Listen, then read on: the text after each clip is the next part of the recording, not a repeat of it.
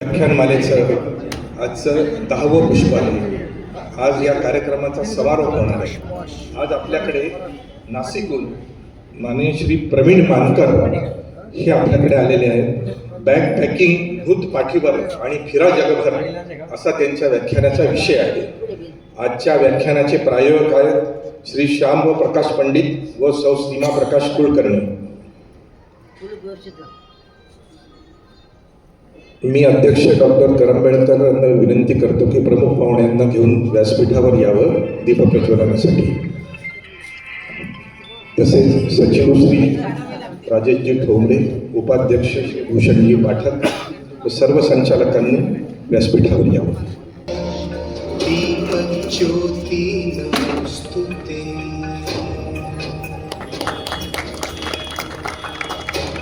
वाचनालयाचे अध्यक्ष मुकुंदजी करंबेळकर यांना विनंती करेल की आजचे आपले जे वक्ते आहेत त्यांचं पुष्पगुच्छ देऊन स्वागत करा.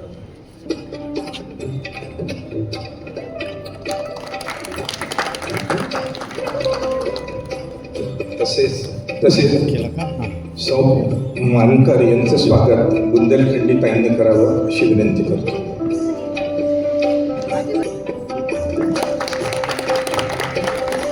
वाचनालयाचे अध्यक्ष मुकुंदजी करंबेळकर यांच्याकडे सुपूर्द करतो. ते पाहुण्यांचा परिचय करून देतील आणि जे काही पुढील घडामोडी आहेत ते आपल्याला. नमस्कार सगळ्यांचं. आजच्या शेवटच्या पुष्पामध्ये मनापासून स्वागत. या सरस्वती व्याख्यानमालेला 87 वर्ष आज आता पूर्ण होतील. म्हणजे मगापासून आपण म्हणत होतो की हे 87वं वर्ष आहे. आज आपण म्हणणार की 87 वर्ष पूर्ण झाली.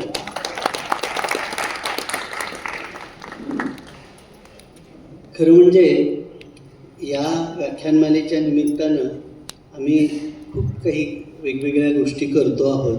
वेगवेगळ्या शाळांमध्ये जातो, तिथे मुलांना सांगतो तुम्ही आईवडिलांचं बोट धरून त्यांनाही घेऊन या. अर्थात काही मुलं दिसत आहेत, येत आहेत.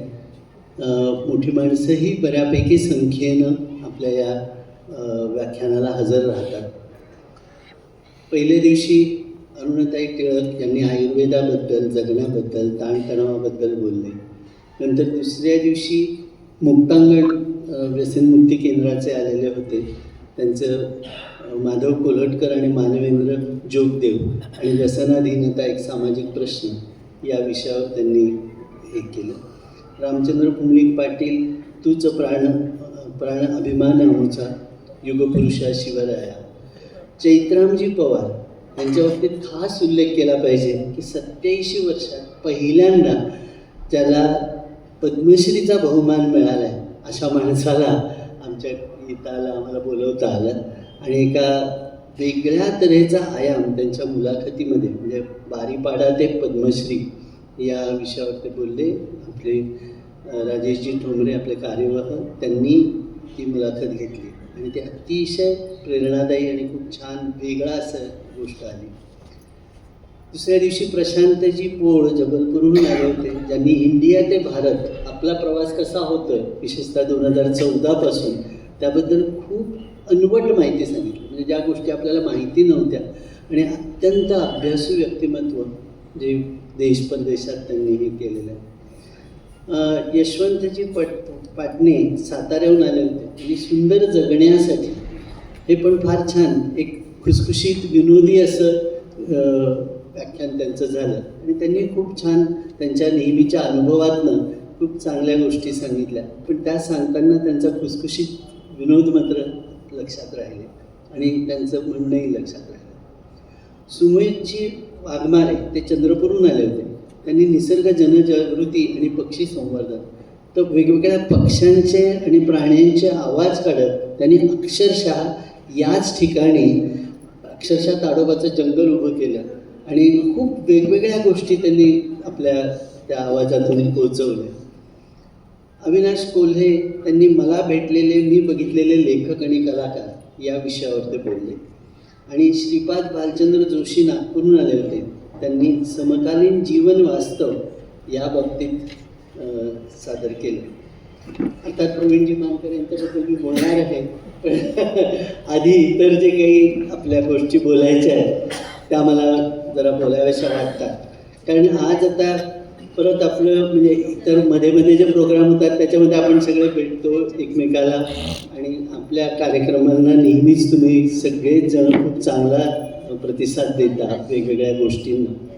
या व्याख्यानमालेच्या बाबतीत अर्थात गेल्या 3 वर्षापासून आम्ही नव्यानं एक गोष्ट सुरू केली की सर्वोत्कृष्ट श्रोता ही स्पर्धा आपण घेतो, आणि त्याच्यामध्ये सगळ्यांना आम्ही सांगतो की 10 पैकी 7 व्याख्यानांचा सारांश आणि तुमचं त्याच्याबद्दलचं मत, काय आवडलं काय नाही याबद्दलचं मत जर आवर्जून तुम्ही लिहून पाठवता, तिथे पेटीमध्ये या 10 दिवसात बऱ्यापैकी गोष्टी गोळा झाल्या, त्या सगळ्याचा एक अभ्यास करून किंवा परीक्षण करून आमची कमिटी ते बघेल आणि पुढच्या एखाद्या कार्यक्रमामध्ये आपण त्याचं बक्षीस वितरण करणार आहोत. आज अर्थात आपला जो वाचकवीर सन्मान आहे, मला छान वाटतं आहे गेल्या 3 वर्षात साधारणपणे 20 वाचकवीर सन्मान दिलेले आहेत. हे 20वा सन्मान आहे, आणि सुरुवातीच्या वर्षाला आम्ही दर महिन्याला जास्तीत जास्त पुस्तकं वाचणाऱ्याला ते देत होतो. पण गेल्या 2 वर्षापासून आपण असं केलं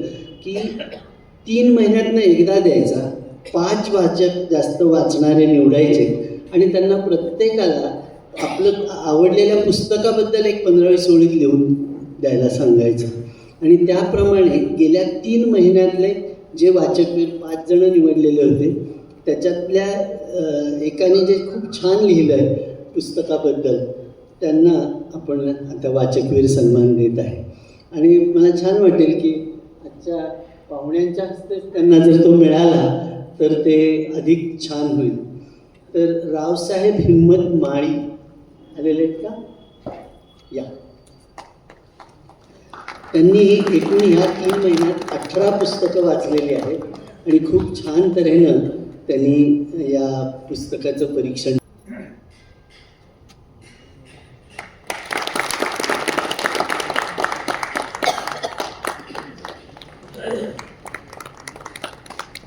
अर्थात या बाबतीत परत उरलेल्या यांच्यापैकी पण सगळेजण तुम्ही यासाठी वाचनालयाचे मेंबर व्हा, सभासद व्हा आणि वाचून अधिक पुस्तकं वाचा, आपल्या मित्रांनाही त्यासाठी प्रेरित करा.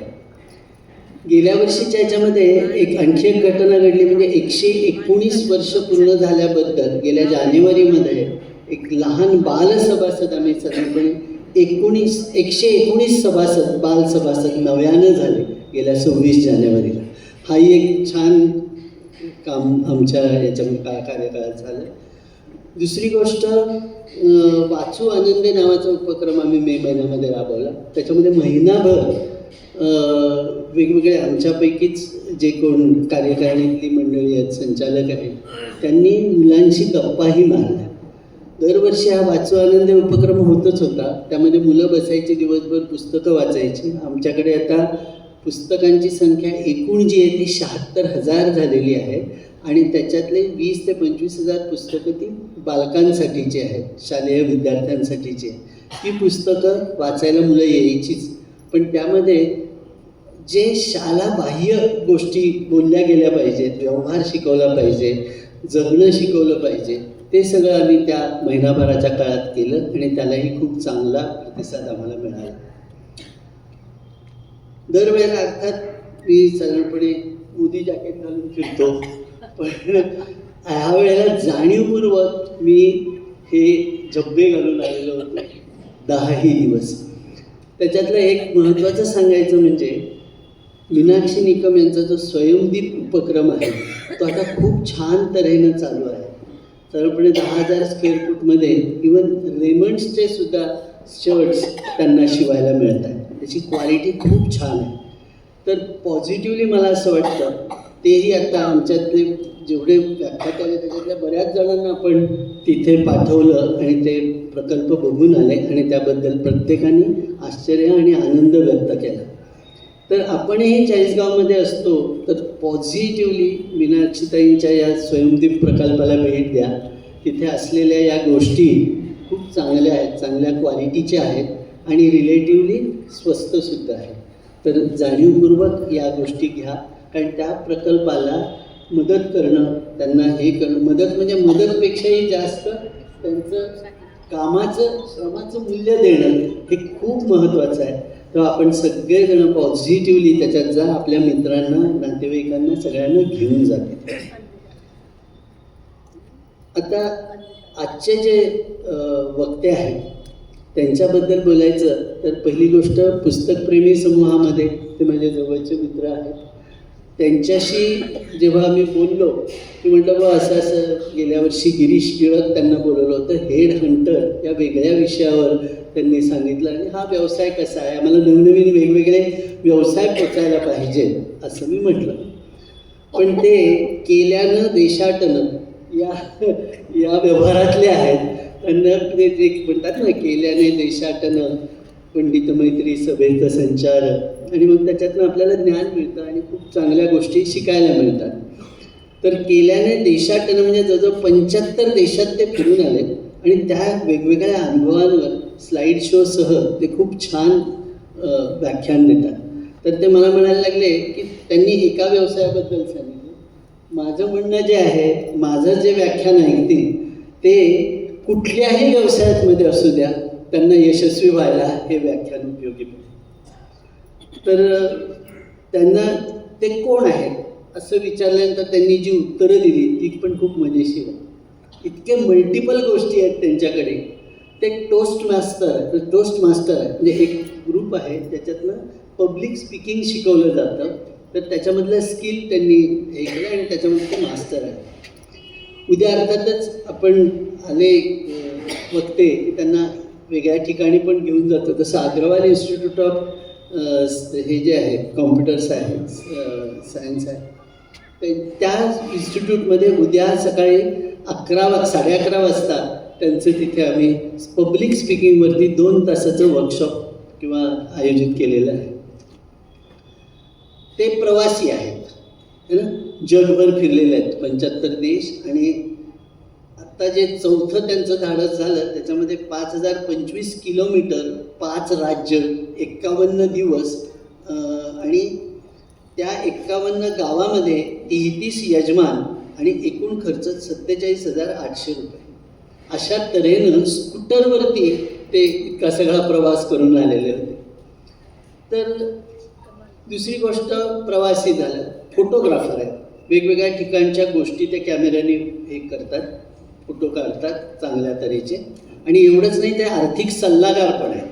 म्हणजे पैसे मोजून ते वाढतायत कसे याच्यावर लक्ष ठेवण्याचं कामही ते करतात. सोशल वर्कर आहेत, सामाजिक कार्यकर्ता म्हणूनही त्यांचं अनेक कामं आहेत. त्यांनी cost accountant of institute of cost and works accounts India, तिथनं ते AICWA त्याचं सर्टिफिकेट त्यांनी मिळवलं आहे. लॉ आहे त्यांच्याकडे, LLB त्यांनी पुणे युनिव्हर्सिटीमधनं केलं आहे. डिप्लोमा इन कॉम्प्युटर मॅनेजमेंट ते परत युनिव्हर्सिटी ऑफ पुण्यामधनं केलं आहे आणि BCom पण झालेले आहेत ते. पुणा युनिव्हर्सिटीमध्ये हा जो डिप्लोमा इन कॉम्प्युटर मॅनेजमेंट आहे तिथे 60,000 स्टुडंटमधनं त्यांचा पहिला नंबर आलेला आहे. प्रोफेशनल अर्थात leadership effectiveness for facilitating change for the change. नंतर ते बिझनेस लिडरशिप प्रोग्राम एक 72 आठवड्याचा त्यांनी परदेशात जाऊन केलेला आहे. टोटल क्वालिटी मॅनेजमेंट, या अशा सगळ्या वेगवेगळ्या गोष्टींमध्ये ते काम करत आहेत. आणि आता 37 वर्षापासून सक्सेसचं एक क्रॉनिकल, म्हणजे त्याच्यामध्ये benchmark setting growth and expansion for reputed organisation असं ते करत आहे. म्हणजे जे काही वेळ आहे, म्हणजे आता आज सकाळी जेव्हा ते आले, काल आमचं बोलणं झालं, तर ते म्हणाले मी येतोच आहे तर आणखी पण घ्या ना काहीतरी. म्हणून मग ते उद्याचं अग्रवाल इन्स्टिट्यूटमधलं व्याख्यान ठरलं. तेव्हा वेळेचा कसा परफेक्ट उपयोग करून घ्यायचा हे त्यांच्याकडून शिकायला पाहिजे. नंतर भारतामध्ये ते 18 वर्ष काम केलं आहे त्यांनी, ईस्ट आफ्रिकेमध्ये 12 वर्ष काम केलं आणि GCCमध्ये 7 वर्ष काम केलं. तर आत्ता पब्लिक स्पीकिंग आणि लीडर्स डेव्हलपमेंट करण्याच्या हिशोबानं ते वेगवेगळ्या ठिकाणी जातात आणि मार्गदर्शन करतात. तर असं हे बहुगुणी व्यक्तिमत्व आज आपल्या पुढे आणलेलं आहे. तेव्हा मला असं वाटतं की त्यांचं येणं, त्यांचं स्वागत आपण भरपूर टाळ्या वाजवून करूया.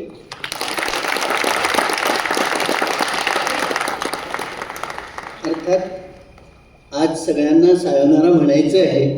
हे व्याख्यान संपल्यानंतर मनामध्ये कसं एखादा लग्न समारंभ सगळा संपला आणि मग एकदम असं रिकाम पण जे येतं तसं आता येणार आहे.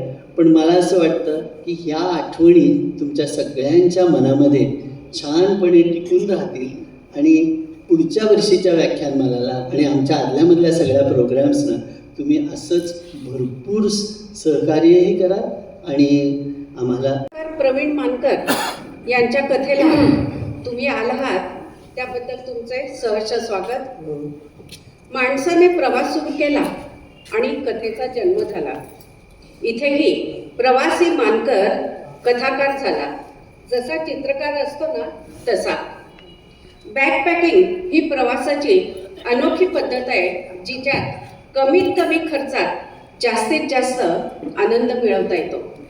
हे मानकरने अनेक वेळा सिद्ध करून दाखवलं आहे आणि हे करत असताना अनेक कथ्य तयार होतात. इंग्रजीत याला कंटेंट म्हणतात. कथ्य म्हणजे कहणे योग्य, कथनीय, जो कहणं उचित हो. आपल्या दृष्टीने साध्या साध्या गोष्टी अनन्यसाधारण होतात. बऱ्याच वेळा मी स्वतःला विचारते, अरे मी पण येथे जाऊन आले आणि म्हणजे मानकरला दिसलं ते मला काय नाही दिसलं.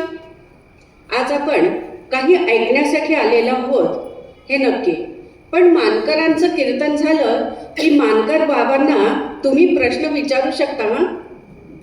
मागच्या महिन्यात मानकरांनी नाशिकला जाहीर व्याख्यान दिलं होतं.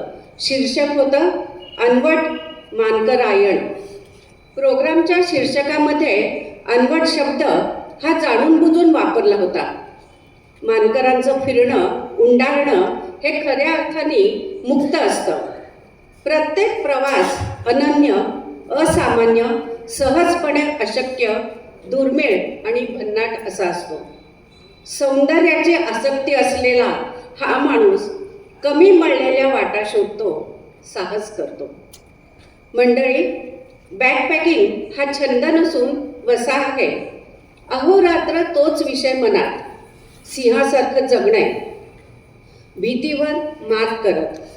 हे जगणं शेळ्या मेंढ्यांसारखं आयुष्य घालवणं नाही. बॅकपॅकरची बायको म्हणून जगणं तर महाकर्म कठीण. कायम टेन्शन असतं.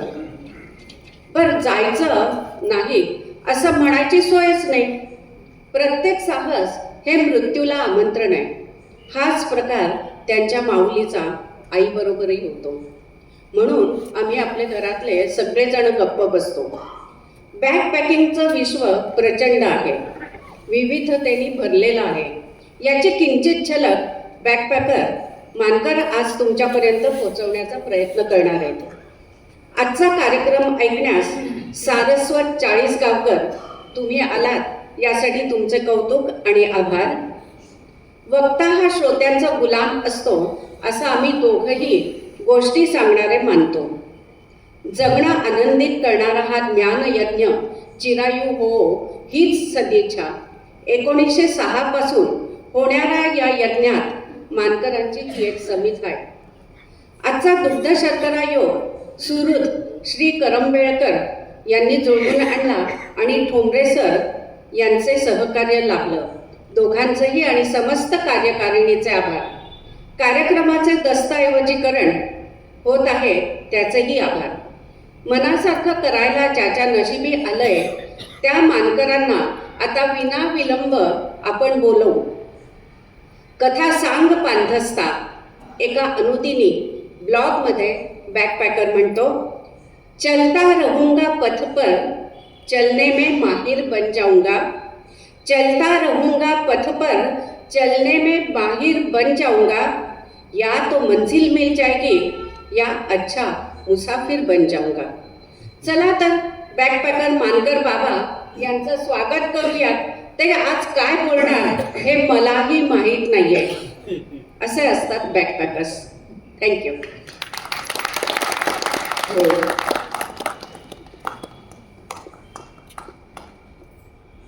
5747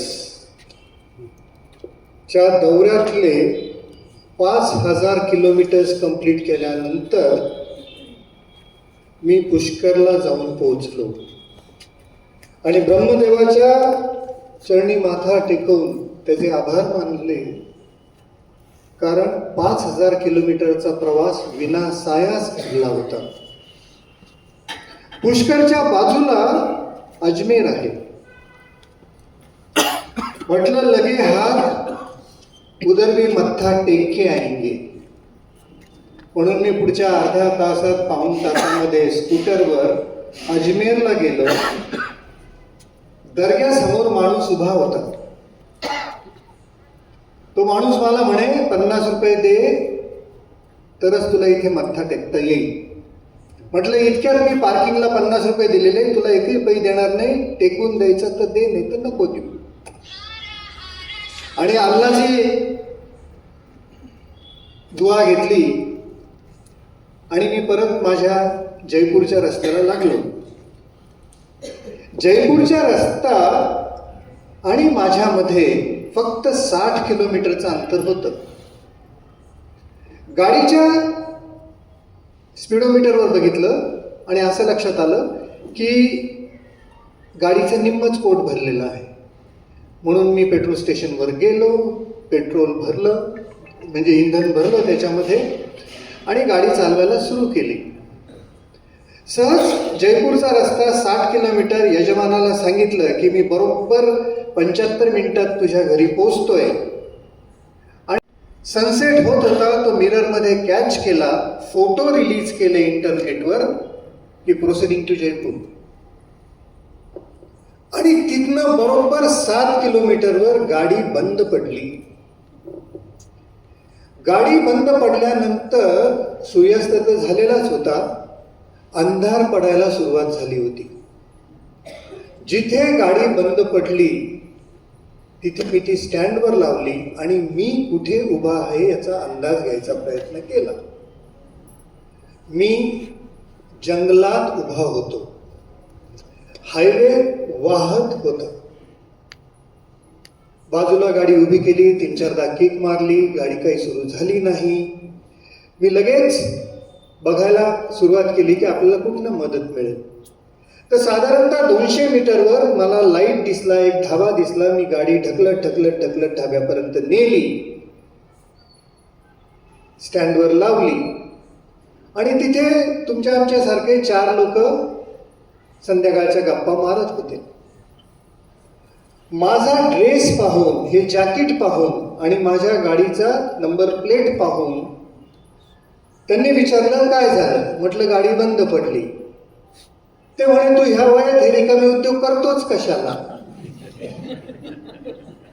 म्हटलं ज्याची धारणा अशी आहे याच्याकडे मदत सुद्धा मागायची नाही. मी त्यांना सोडलं आणि ढाब्याचा मालक पोळ्या करत होता तिथे जाऊन उभा राहिलो. क्या हुआ साहब? मला गाडी बंद पडली, मला कोणतरी मेकॅनिक दे. तो म्हणे ठहरो मी ट्राय करता हूं. त्याने 7-8 किका मारल्या, काहीच झालं नाही. गाडी हो किचू करायला तयार नाही. का कुणास ठाऊक त्याच्या मनात काय विचार आला.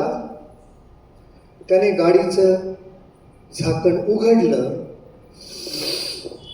आणि असं केलं. तो म्हणे साप गडबड हो गया. म्हणलं काय झालं? इतक्यात तुम्ही टाकी भरली आहे म्हणे, पण त्याच्यात डिझेल टाकलं गेलं. मी क्षणभर जागचा हादरलो. पण बॅकपॅकर आपला चेहरा लवकर बदलत नाही. म्हटलं आता मेकॅनिक देणं ही तुझी जबाबदारी आहे, माझी नाही. चिंता मत करो साहब, हो जाएगा.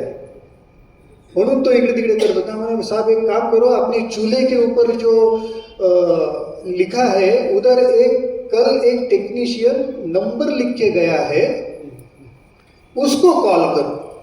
मी तिथनं निघालो, गाडी त्याच्याकडे ठेवली, त्याच्या चुलीजवळ गेलो. तिथे एक पेन्सिली नंबर लिहिला होता, त्याला फोन केला. त्याला फोन केल्याबरोबर माझं नशीब चांगलं, त्याने तो लगेच उचलला. बोले क्या हुआ साहब? म्हटलं अशी स्कूटर बंद पडली. आता हो ना, कितना टाइम लगेगा? 10 मिनट में आता हूँ. उससे पहले नहीं आ सकता क्या? नहीं बोले उसके पहले ही आता हूँ. म्हणून एक जण मोटरसायकलवर घरून त्या ढाब्यावर येऊन पोहोचला. त्या ढाब्यावर येऊन पोहोचल्यानंतर त्यांनी गाडीची हालत बघितली. बोले साहब अपने को गॅरेज पे जाना पडेगा. म्हटलं काही हरकत नाही, आपण तुझ्या गॅरेजवर जाऊ, पण गाडी मी ढकलणार नाही, आता ती तुझी जबाबदारी आहे. त्याच्याबरोबर एक लहान मुलगा होतं. मी त्याच्या गाडीवर बसलो. तो ढकलत आणखीन 500 मीटर आम्ही त्याच्या गॅरेजवर गेलो. अंधार झालेला होता आणि तो एका ठिकाणी उभा राहिला. तो म्हणे यही आपला गॅरेज. म्हटलं गॅरेज कुठे? म्हणजे ये काय, यही आपला गॅरेज. कुठेही दुकान नव्हतं. पाठीमागे कुठेतरी एक शेड होती, तिथे कुणीतरी काहीतरी करत होतं, याच्याशी आपल्याला घेणं देणं नव्हतं. मग त्याने सांगितलं की ये जो बक्सा पड़ा है यही अपना गैरेज है.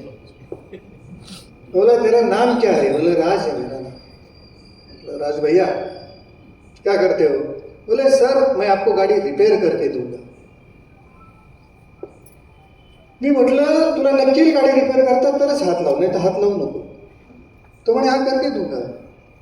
म्हटलं तू मैकेनिक कोणता है रे? बोले मैं नॉर्मली ट्रक रिपेयर करता हूँ.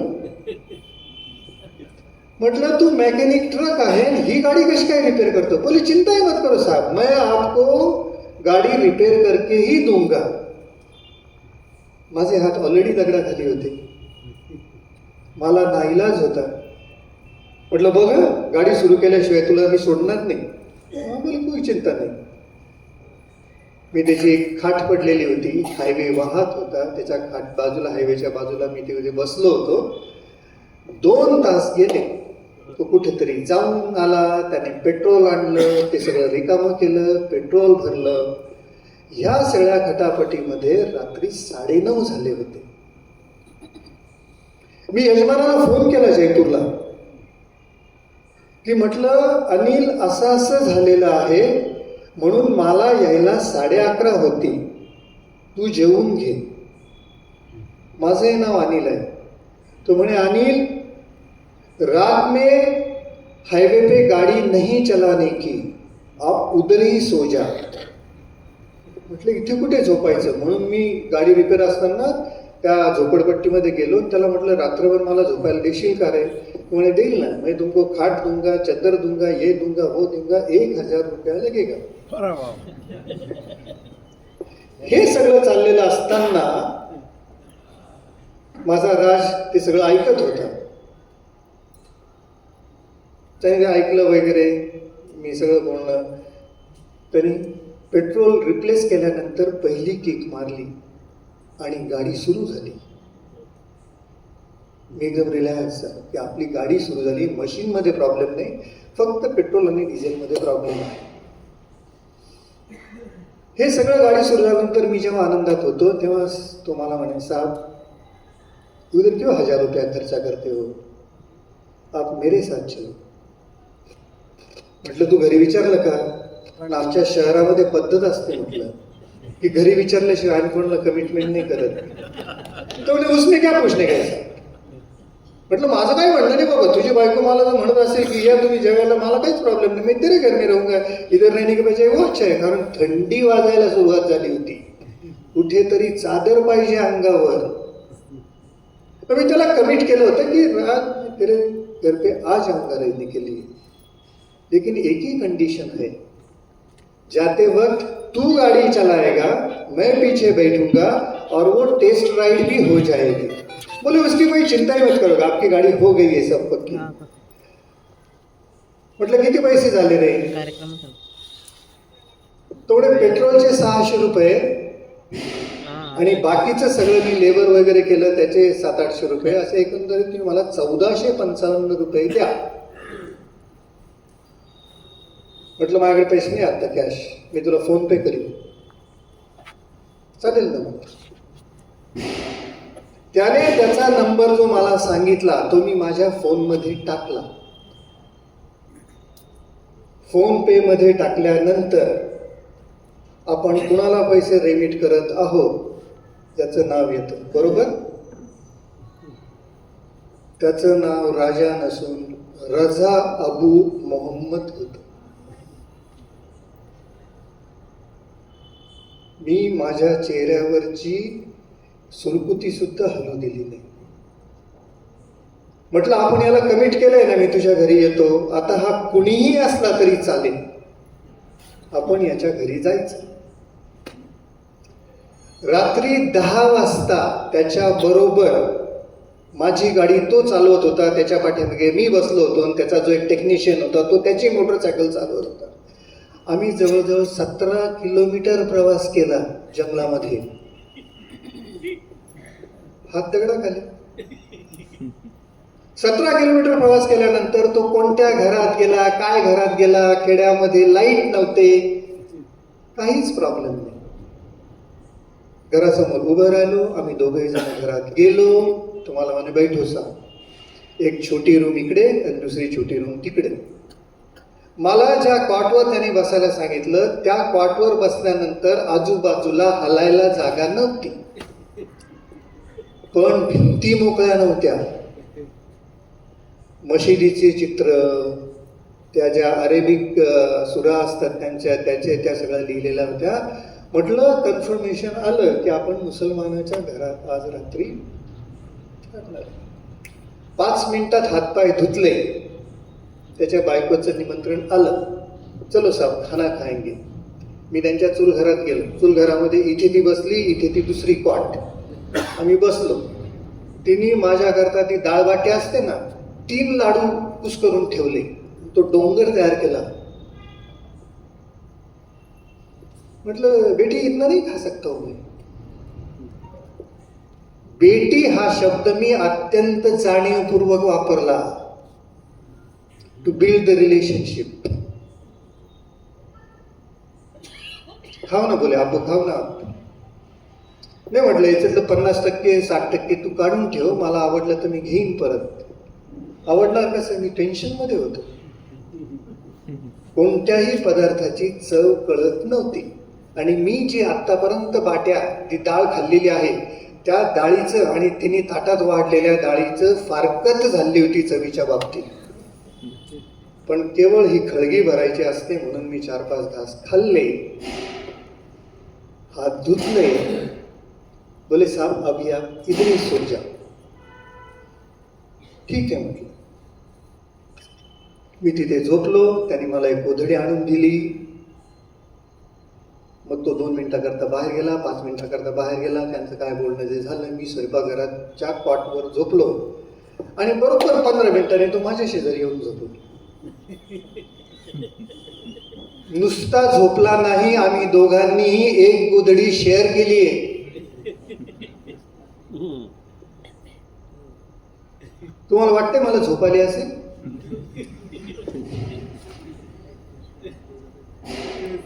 बारा वाजले, 1 वाजला, हा पठ्ठ्या घोरायला लागला आणि मला झोप येईनाच. काय करायचं. तिची माझ्याकडची कॅश होती जी मी त्याला दिलेली नाही, ती मी 2 वेळा चेक करून घेतली आहे ना जागेवर. आणि विचार केला काय होईल जास्तीत जास्त, याला आपलं मारून टाकेल, त्याच्या पलीकडे काय होणार आहे. 4-4:30 वाजता जेव्हा पहिली अजान होते, ती अजान मी ऐकली आणि बरोबर त्याच वेळेस माझ्या डोळ्याला डोळा लागला.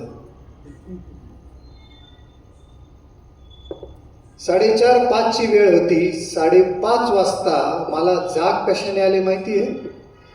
कुठेतरी हिंदू टेम्पल मध्ये घंटानाद होत होता. ज्या नादाला आपल्या डे टू डे लाईफ मध्ये काहीही किंमत नव्हती, त्या नादाला त्या दिवशी इतकी किंमत आली की मला कन्फर्मेशन मिळालं, I am not alone, somebody is there around Hindu. माणसाने प्रवास केला की माणूस धर्मनिरपेक्ष व्हायला पाहिजे होता. मी होतो, पण जेव्हा ऍक्च्युअली घटना घडते तेव्हा आपली धर्मनिरपेक्षता वितळते. बोलाचा भात बोलाची कढी. 5:30 जेव्हा शंकानाद मी ऐकला तेव्हा मी इतका कम्फर्टेबल झालो होतो, म्हटलं काही होऊ दे आता. म्हणून मला परत जाग आली. ती जाग आल्यानंतर साधारणतः 5:30-6 वाजले होते. त्या दरवाज्यातनं लोक, लहान लहान मुलं असे दरवाजा किलकिल्या करायचे आणि बघायचे हा कोण माणूस आहे. म्हणजे आपण जसं एखादा कोणतरी विचित्र प्राणी बघितला ना की ते तसं बघायचे, हसायचे निघून जायचे, हसायचे निघून जायचे. मलाही झोप येत नव्हती. मी उठलो, दात घासले बाहेरच्या एका. म्हणजे आपको अब्बू बोला रे. म्हटलं कोण अब्बू आहे बा यार.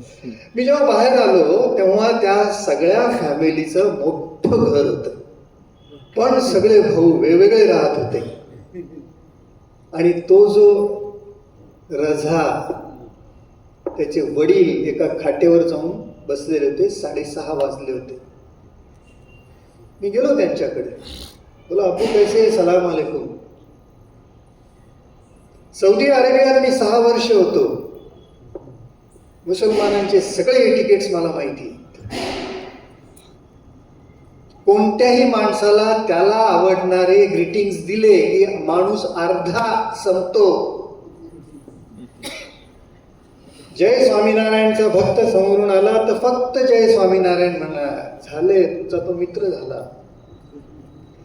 तसा प्रकार त्या दिवशी घडला. सलाम अलैकुम अब्बू. अलैकुम सलाम. आप कौन है बोले. बोला मैं हिंदू हूं.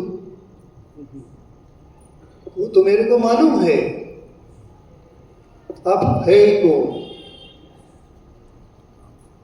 धर्म झाल्यानंतर दुसरी लेवल जातीवर येते, बरोबर. बोले मैं दर्जी हूं सर, मैं दर्जी हूं.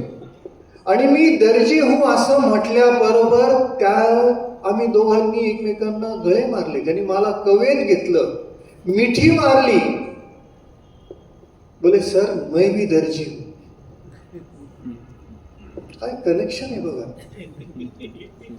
आणि पुढची 15-20 मिनिटं, अर्धा तास मध्ये मी जी हॉस्पिटॅलिटी एन्जॉय केली त्या घरातली, ती अजूनही माझ्या मनात ताजी आहे. ती माझी स्कूटर रंगीबेरंगी होती. तिच्या दोन्ही पॅनलवर मी कुठे प्रवास केला, काय प्रवास केला, हे सगळं आहे. त्या पोरांना ती खूप आवडली. त्या पोरांनी चक्कर मारली गावामध्ये. काही हरकत नाही म्हटलं. माझ्या आता हात हळूहळू बाहेर यायला लागले. रजा आला.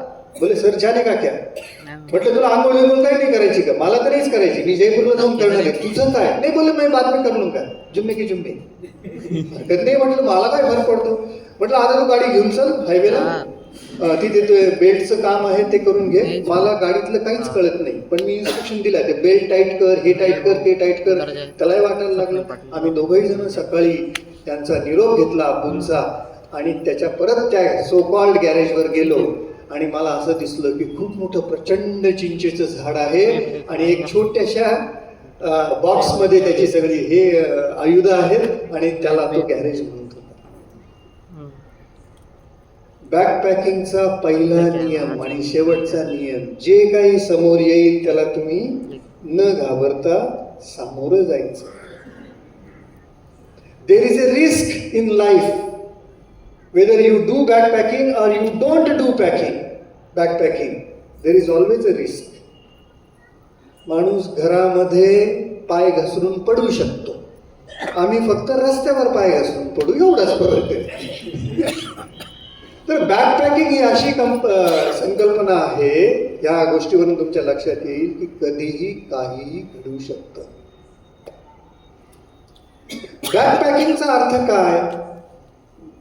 बॅक म्हणजे पाठीमागे, पॅकिंग म्हणजे जे काय असेल ते पाठीमागे टाकायचं आणि सुटायचं. हा शब्द युरोपियन शब्द आहे बॅकपॅकिंग.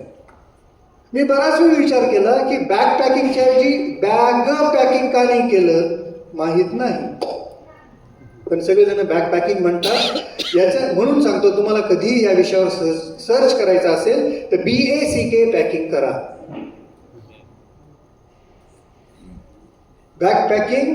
आणि मी बॅकपॅकिंग म्हणजे काय करतो. बॅकपॅकिंग याचा अर्थ कमीत कमी खर्चात जास्तीत जास्त आनंद, ही अतिशय सोपी डेफिनेशन आहे.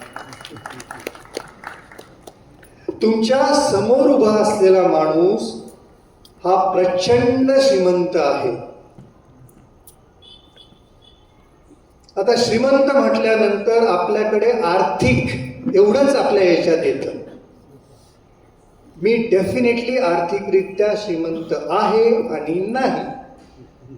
अदानीशी कम्पेअर केलं तर आय एम नो वेअर, पण रोडवरच्या माणसाशी कम्पेअर केलं 40 गावला तर I am very up.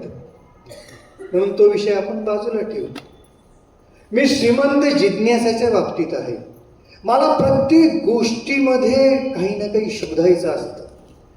I am in search of something or other thing throughout my life, and that compelled me to walk, to adopt this particular path.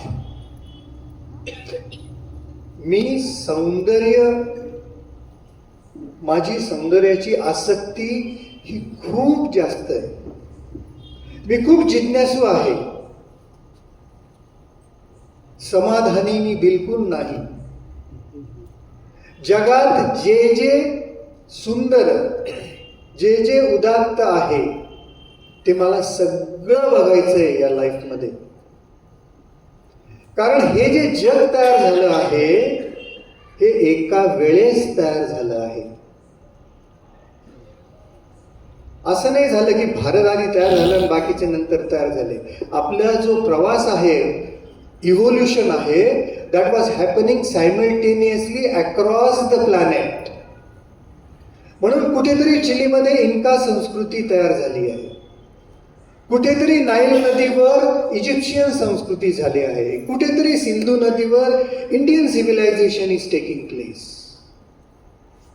आणि ह्या जगाच्या वेदरच्या बाबतीत म्हणा किंवा कशाच्या बाबतीत म्हणा, जी काही व्हरायटी आहे, ज्या काही व्हेरिएशन्स आहे, कुणीतरी आर्टिकच्या जवळ आहे, कुणीतरी आर्टिकपासून खूप लांब आहे, कुणी विषुववृत्तावर आहे, याच्या मधल्या लोकेशन्समुळे जगामध्ये विविधता निर्माण झालेली आहे.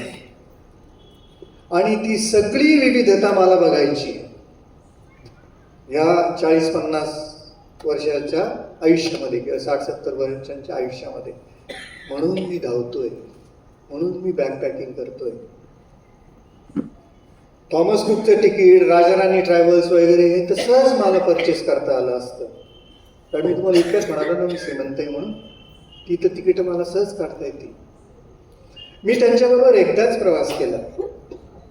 त्यांचं बोट पकडल्यामुळे त्यांनी जे दाखवलं तेवढंच मला बघता आलं. म्हटलं आपलं काम नाही. पॅरिस काय एक दिवस बघण्याचं शहर आहे? आयफेल टॉवर बरोबर राहायचं, बघायचं, फोटो काढायचं? नाही नाही नाही. आत्तापर्यंत पॅरिसला मी 3 वेळा जाऊन आलो. पॅरिस मधला जो मेन सेंटर आहे, चौक आहे, तिथनं 8 रस्ते बाजूला पडतात. तिथनं 8 रस्ते एमिनेट होतात टाइम स्क्वेअरला. 8च्या 8 रस्त्यावर 10-10, 15-15 किलोमीटर चालणं म्हणजे पॅरिस बघणं. कुठेही जा तुम्ही. एडिनबर्गला गेल्यानंतर एडिनबर्गचा जो लास्ट माईल म्हणतात, तो माईल अजूनही दगडांनी जो 300 वर्षापूर्वी होता तो त्यांनी आजही मेंटेन केलेला आहे. त्यामुळे हे सगळं मला बघायचं आहे. म्हणून मी बॅकपॅकिंगचा आधार घेतला आहे. बॅकपॅकिंग म्हणजे स्वतःने स्वतःचा प्लॅन तयार करायचा. आपला शर्ट आपणच शिवायचा, आपली पॅन्ट आपणच शिवायची, आपल्याला काय सोसवेल हे आपणच ठरवायचं. असं करता करता मी आतापर्यंत 75 देश फिरले. आणि 75 देश फिरताना 2 दिवस 4 दिवस असं नसते भंग. माझ्या ट्रिप्स मिनिमम 30 दिवसांच्या असतात आणि मॅक्झिमम 75 दिवसाच्या. बॅकपॅकिंग मध्ये 3 प्रकारच्या लेवल्स आहेत आणि ती थेअरी पण मीच तयार केलेली आहे. कारण बॅकपॅकिंग या विषयावर तुम्ही चौकशी करायला गेले तर इंटरनेटवर विशेष माहिती मिळत नाही. पण बॅकपॅकर लोक जे ब्लॉग्स लिहितात ते मात्र तुम्हाला भरपूर मिळतील. पहिला बॅकपॅकिंगचा प्रकार म्हणजे भरपूर अभ्यास करायचा. कुठे उतरायचं, काय उतरायचं ते सगळं लिहून काढायचं, प्लॅन एकदम परफेक्ट करायचा आणि त्यानुसार बॅकपॅकिंग करायचं. सगळं हॉटेल बुकिंग, मी हॉटेल्समध्ये राहत नाही. मी फक्त हॉस्टेल्समध्ये राहतो. ही लेवल नंबर 1. लेवल नंबर 2, 50%च प्लॅनिंग करायचं, उरलेलं 50% सोडून द्यायचं नशिबावर. तिथे गेल्यावर पाहू काय करायचं. आणि या लेवल नंबर 2 मध्ये खूप मजा येते बरं का. कारण आपल्या हातात प्रत्येक ठिकाणी एखाद दिवस एक्स्ट्रा असतो, 4-5 तास एक्स्ट्रा असतात, बस रात्री असते, ट्रेन काहीतरी सुटते वगैरे वगैरे वगैरे. मग त्या उरलेल्या वेळात जे इंटरनेटवर नाही आणि जे तुम्हाला लोकल लोकांनी सांगितलं आहे ते बघायचं. गेल्या 40 वर्षाचा अनुभव मला सांगतो की इंटरनेटवर इन्फॉर्मेशन फक्त 70%च अवेलेबल आहे. उरलेली 30% इन्फॉर्मेशन ही अजूनही इंटरनेटवर आलेली नाही, जी फक्त लोकल लोकांना माहिती असते. ही झाली सेकंड लेवल ऑफ बॅकपॅकिंग. याच्यात ॲडव्हेंचर एलिमेंट थोडासा वर जातो आणि प्लॅनिंग एलिमेंट थोडासा कमी होतो. सगळ्यात टॉपची लेवल म्हणजे प्लॅनिंगच नाही करायचं, घरातनं बाहेर पडायचं, अतिशय टेंटेटिव्ह प्लॅनिंग करायचं. उदाहरणार्थ, मी 2-3 महिन्यापूर्वीच माझी 51 दिवसाची ट्रिप स्कूटरवरची भारतातली कंप्लीट केली. 5025 किलोमीटर्स मी चाललो, स्कूटरनी फिरलो. नाशिकमधनं निघालो, विदर्भात प्रवेश केला. विदर्भामध्ये 22 दिवस विदर्भ क्रिसक्रॉस केला. अशी एकही जागा विदर्भातली ठेवली नाही की जी मानकरांनी बघितली नाही. तिथे गेल्यानंतर मला कोणी सांगितलं नाही की तिथे जाऊन ये, हे तुझ्या लिस्टमध्ये, लगेच मी जाऊन येणार. तिथून मी झारखंडमधून बिहारला जाणार होतो. बिहारमध्ये म्हणजे माझ्या मित्रांनी सांगितलं झारखंडमध्ये जाऊ नकोस. म्हटलं का रे? हल्ली तर म्हणतात ना लोक, रिस्क कमी झाली आहे झारखंडमध्ये, नक्षलिस्ट लोक नाही आहेत म्हणून. हा म्हणे त्यांचं म्हणणं बरोबर आहे, पण तुला रिस्क कमी झाली याचा अर्थ कळला आहे का? म्हटलं नाही, सांग ना तू. म्हणे पूर्वी काय करायचे, जो प्रवासी असेल त्या रस्त्यावरनं जाणारा त्याला नक्षलिस्ट लोक मारून टाकायचे, पण हल्ली रिस्क कमी झाली. म्हटलं म्हणजे? म्हणे हल्ली तुला ते मारून नाही टाकणार, तुला त्यांच्या घरी घेऊन जातील, 8 दिवस ठेवतील, 15 दिवस ठेवतील, नंतर परत रस्त्यावर आणून सोडतील. याला तू रिस्क कमी झाली असं म्हणतो का? म्हणे हो. म्हटलं कॅन्सल. मी विदर्भामधनं मध्य प्रदेश, उत्तर प्रदेश, अयोध्यापर्यंत गेलो, सगळं बघितलं. पण यावेळेस माझा फोकस बिहारमध्ये होता. खूप दिवसापासून मला बिहारमध्ये जायची इच्छा होती. बिहारमध्ये बुद्ध सर्किट आहे. बुद्धाने त्याचं सगळं आयुष्य 100 किलोमीटरच्या रेडियसमध्ये घालवलेलं आहे. नालंदा विद्यापीठ तिथेच आहे, पावापुरी तिथेच आहे, रजबीर तिथे आहे, गया त्याच एरियात आहे आणि पटनाही त्या एरियात आहे. अभ्यास करा, हे बुद्ध सर्किट 100-125 किलोमीटरच्या पलीकडे नाही. आणि मला बुद्ध सर्किट बघायचं होतं. का कुणास ठाऊक, बुद्ध मला फार आवडतो. त्यांनी एकच सांगितलंय, nothing is permanent in this world. If nothing is permanent, then why you hate? And if nothing is permanent, then why you love? Just see from the distance, equanimity. त्याने हे सांगितलेलं माझ्या इतकं डोक्यात बसलंय की अरे मस्त आहे, मग जगाकडे पण आपण प्रयस्त म्हणून बघायचं, फिरायचं. हे करून झाल्यानंतर मी वेस्ट बेंगॉलमध्ये गेलो. वेस्ट बेंगॉलमधलं वास्तू, आर्किटेक्चरल हे उरलेल्या भारतापेक्षा कम्प्लीट वेगळं आहे आणि ते मला बघायचं होतं. आणि दुसरं अट्रॅक्शन वेस्ट बेंगॉलमधलं, मला सुंदरबन बघायचं होतं.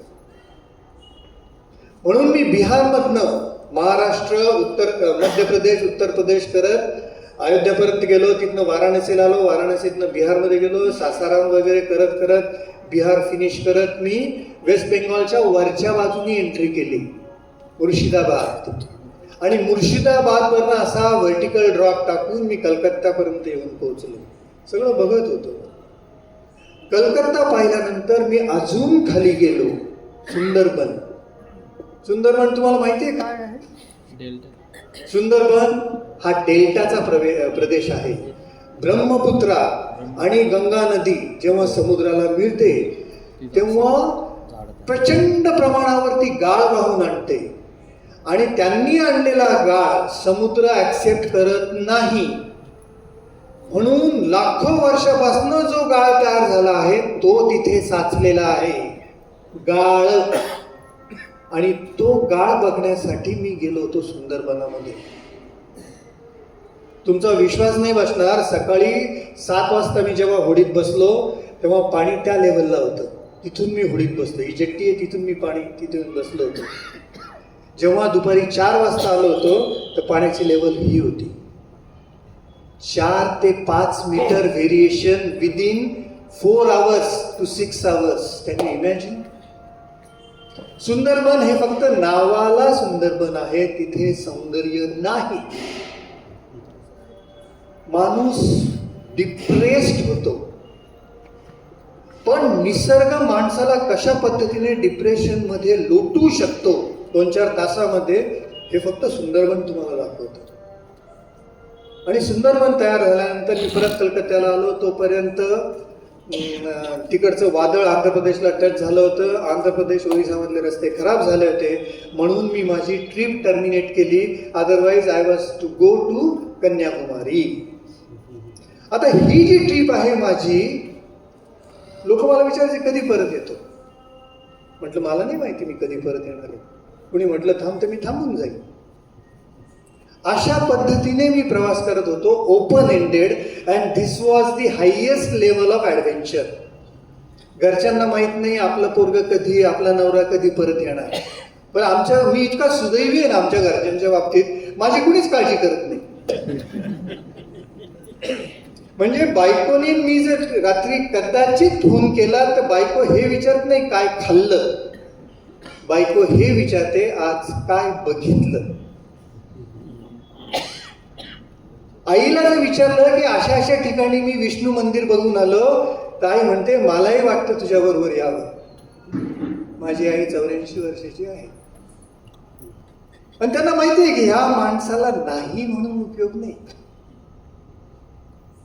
ह्या व्यक्तीने, माझ्या बायकोने, मी 75 देश फिरलो आहे. She has already travelled 55 countries with me. त्यामुळे तिला बॅकपॅकिंग म्हणजे नक्की काय आहे, आपला नवरा कशा प्रकारे ह्या पद्धतीने करतो हे सगळं तिला माहिती आहे. त्यामुळे ती पण बिनधास्त असते. घरच्यांचा सपोर्ट असल्याशिवाय कुणीही बॅकपॅकिंग करू नये. नाहीतर तुमचं निम्म लक्ष त्यांच्यात आणि निम्म लक्ष प्रवासात. You don't achieve anything. पण बॅकपॅकिंग का करतो तुम्ही? सौंदर्य बघायला चाललाय.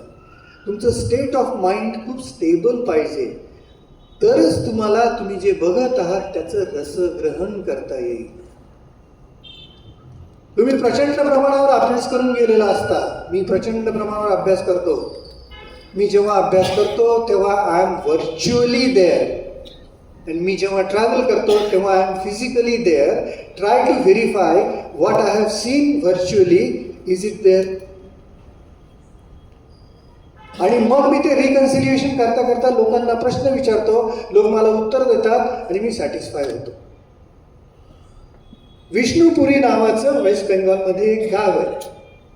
तिथे 2 क्लस्टर्समध्ये मंदिरं आहेत आणि ती मंदिरं इतकी भन्नाट आहे, ती सगळी विटांची मंदिरं आहे. तर आपल्याला काय सवय झाली आहे, मंदिरातलं कोरीव काम वगैरे आपण दगडातलं बघतो, बरोबर? दगडातलं बघतात, तिथे सगळं विटेचं आहे. तर मी एकाला विचारलं, म्हटलं का रे हे सगळं विटांमध्ये का बरं तयार केलंय? तो म्हणे साहेब ह्या पॉइंटपासनं 60 किलोमीटर कुठेही दगड नाही, म्हणून त्यांनी विटेंमध्ये मंदिरं बांधली आहेत. 4थ्या शतकात, 7व्या शतकात, 12व्या शतकात. आपल्या ताई माई अक्कांच्या साडीचा जो किनारा असतो ना, त्या किनाऱ्यावर जी डिझाईन असते ती डिझाईन त्यांनी विटेंमध्ये कोरलेली आहे. आणि हे सगळं मला माहीत होतं म्हणून मी ते तिथे बघायला गेलो. पण तुम्ही विचार करा, ह्या जगामध्ये ठाई ठाई सर्जनशीलता भरलेली आहे.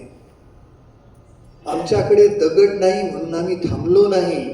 खालची माती गोळा केली, ती लाल माती होती, ती एकत्र केली, तिच्या विटा तयार केल्या, त्या भाजल्या, त्याच्यावर कोरीव काम केलं आणि ही मंदिरे तयार केली. जग इतकं भन्नाट आहे ना की विचारतच होईल. म्हणजे 75 देश करून आल्यानंतरही मला असं वाटतं की मी अजून नीट काहीच बघितलं नाही. पॅरिसला मी 3ऱ्यांदा गेलो याचं एकमेव कारण की मला लक्षात आलं होतं मी पॅरिस बघितलंच नाहीये. प्रत्येक ठिकाणी मी 2ऱ्यांदा किंवा 3ऱ्यांदा जातो. असं नाही की मी भारत बघितलेला नाहीये. एक तर भारत वेगवेगळ्या वयात बघणं हा एक आणखीन वेगळं डायमेन्शन आहे. लहानपणी आईबाबाचं बोट धरून कन्याकुमारी बघणं वेगळं, तरुणपणी बायकोला म्हणून कन्याकुमारीला हनीमूनला जायचं वेगळं, आणि संध्याच्या आयुष्यामध्ये जेव्हा टक्के टोंपे आयुष्य निरर्थक आहे असं कळल्यानंतर कन्याकुमारीला जाणं वेगळं. हे सगळे महत्वाचे टप्पे आहेत बॅकपॅकिंग मधले. भारतामध्ये फिरताना मी पहिल्यांदा हिमाचल सगळा कंप्लीट करून घेतला. हिमाचल मला इतकं भारी वाटलं की अरे वा म्हटलं आपलं भारत देश राव, इकडे तिकडे पण बघायला पाहिजे म्हणून मी भारत एक्सप्लोर करायला सुरुवात केली. एकदा झाला भारत एक्सप्लोर, 2दा झाला, आता 3ऱ्यांदा मी भारतामध्ये फिरायचं असेल तर स्कूटर शिवाय फिरत नाही. कारण भारत आपल्याच बापाचा देश आहे ना, त्यात काय भीती, कुणी येऊ समोर, भाषा येऊ न येऊ काय फरक पडतो. कारण टोस्ट मास्टरमध्ये पब्लिक स्पीकिंग करताना मला असं शिकवण्यात आलं आहे की भाषा फक्त कम्युनिकेशन मध्ये 7% काम करतं, पुढचे 35% तुमचे डोळे बोलतात आणि उरलेले 60-65% तुमचं शरीर बोलत असतं. कम्युनिकेशन ह्या गेमचा तर मी मास्टर आहे. बोलता बोलता मी मिसमराईज करू शकतो माझ्या बोलण्यातनं. सुरुवातीच्या काळात मी वास्तू बघायचो, वस्तू बघायचो, हे बघ ते बघ. नंतर मला माणसांची आवड निर्माण झाली आणि माझ्या एक लक्षात आलं की जगामधली सगळी माणसं चांगली आहेत.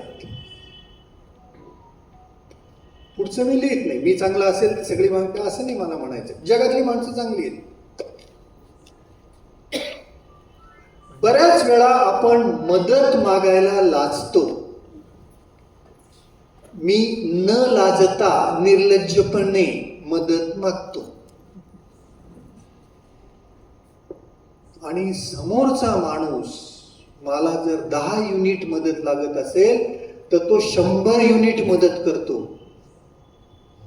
याचं कारण असं की दुसऱ्याला मदत करण्यामध्ये आपल्याला जो आनंद मिळतो तो खूप मोठा आहे आणि लोक द्यायला तयार आहेत. तुम्ही मागा तर खरं. जगामध्ये प्रचंड प्रमाणावर माणुसकी आहे. तुम्ही फक्त बटन दाबायचा उशीर, माणुसकीचा धबधबा सुरू होतो. अशी सगळी गोष्ट आहे बॅकपॅकिंगची.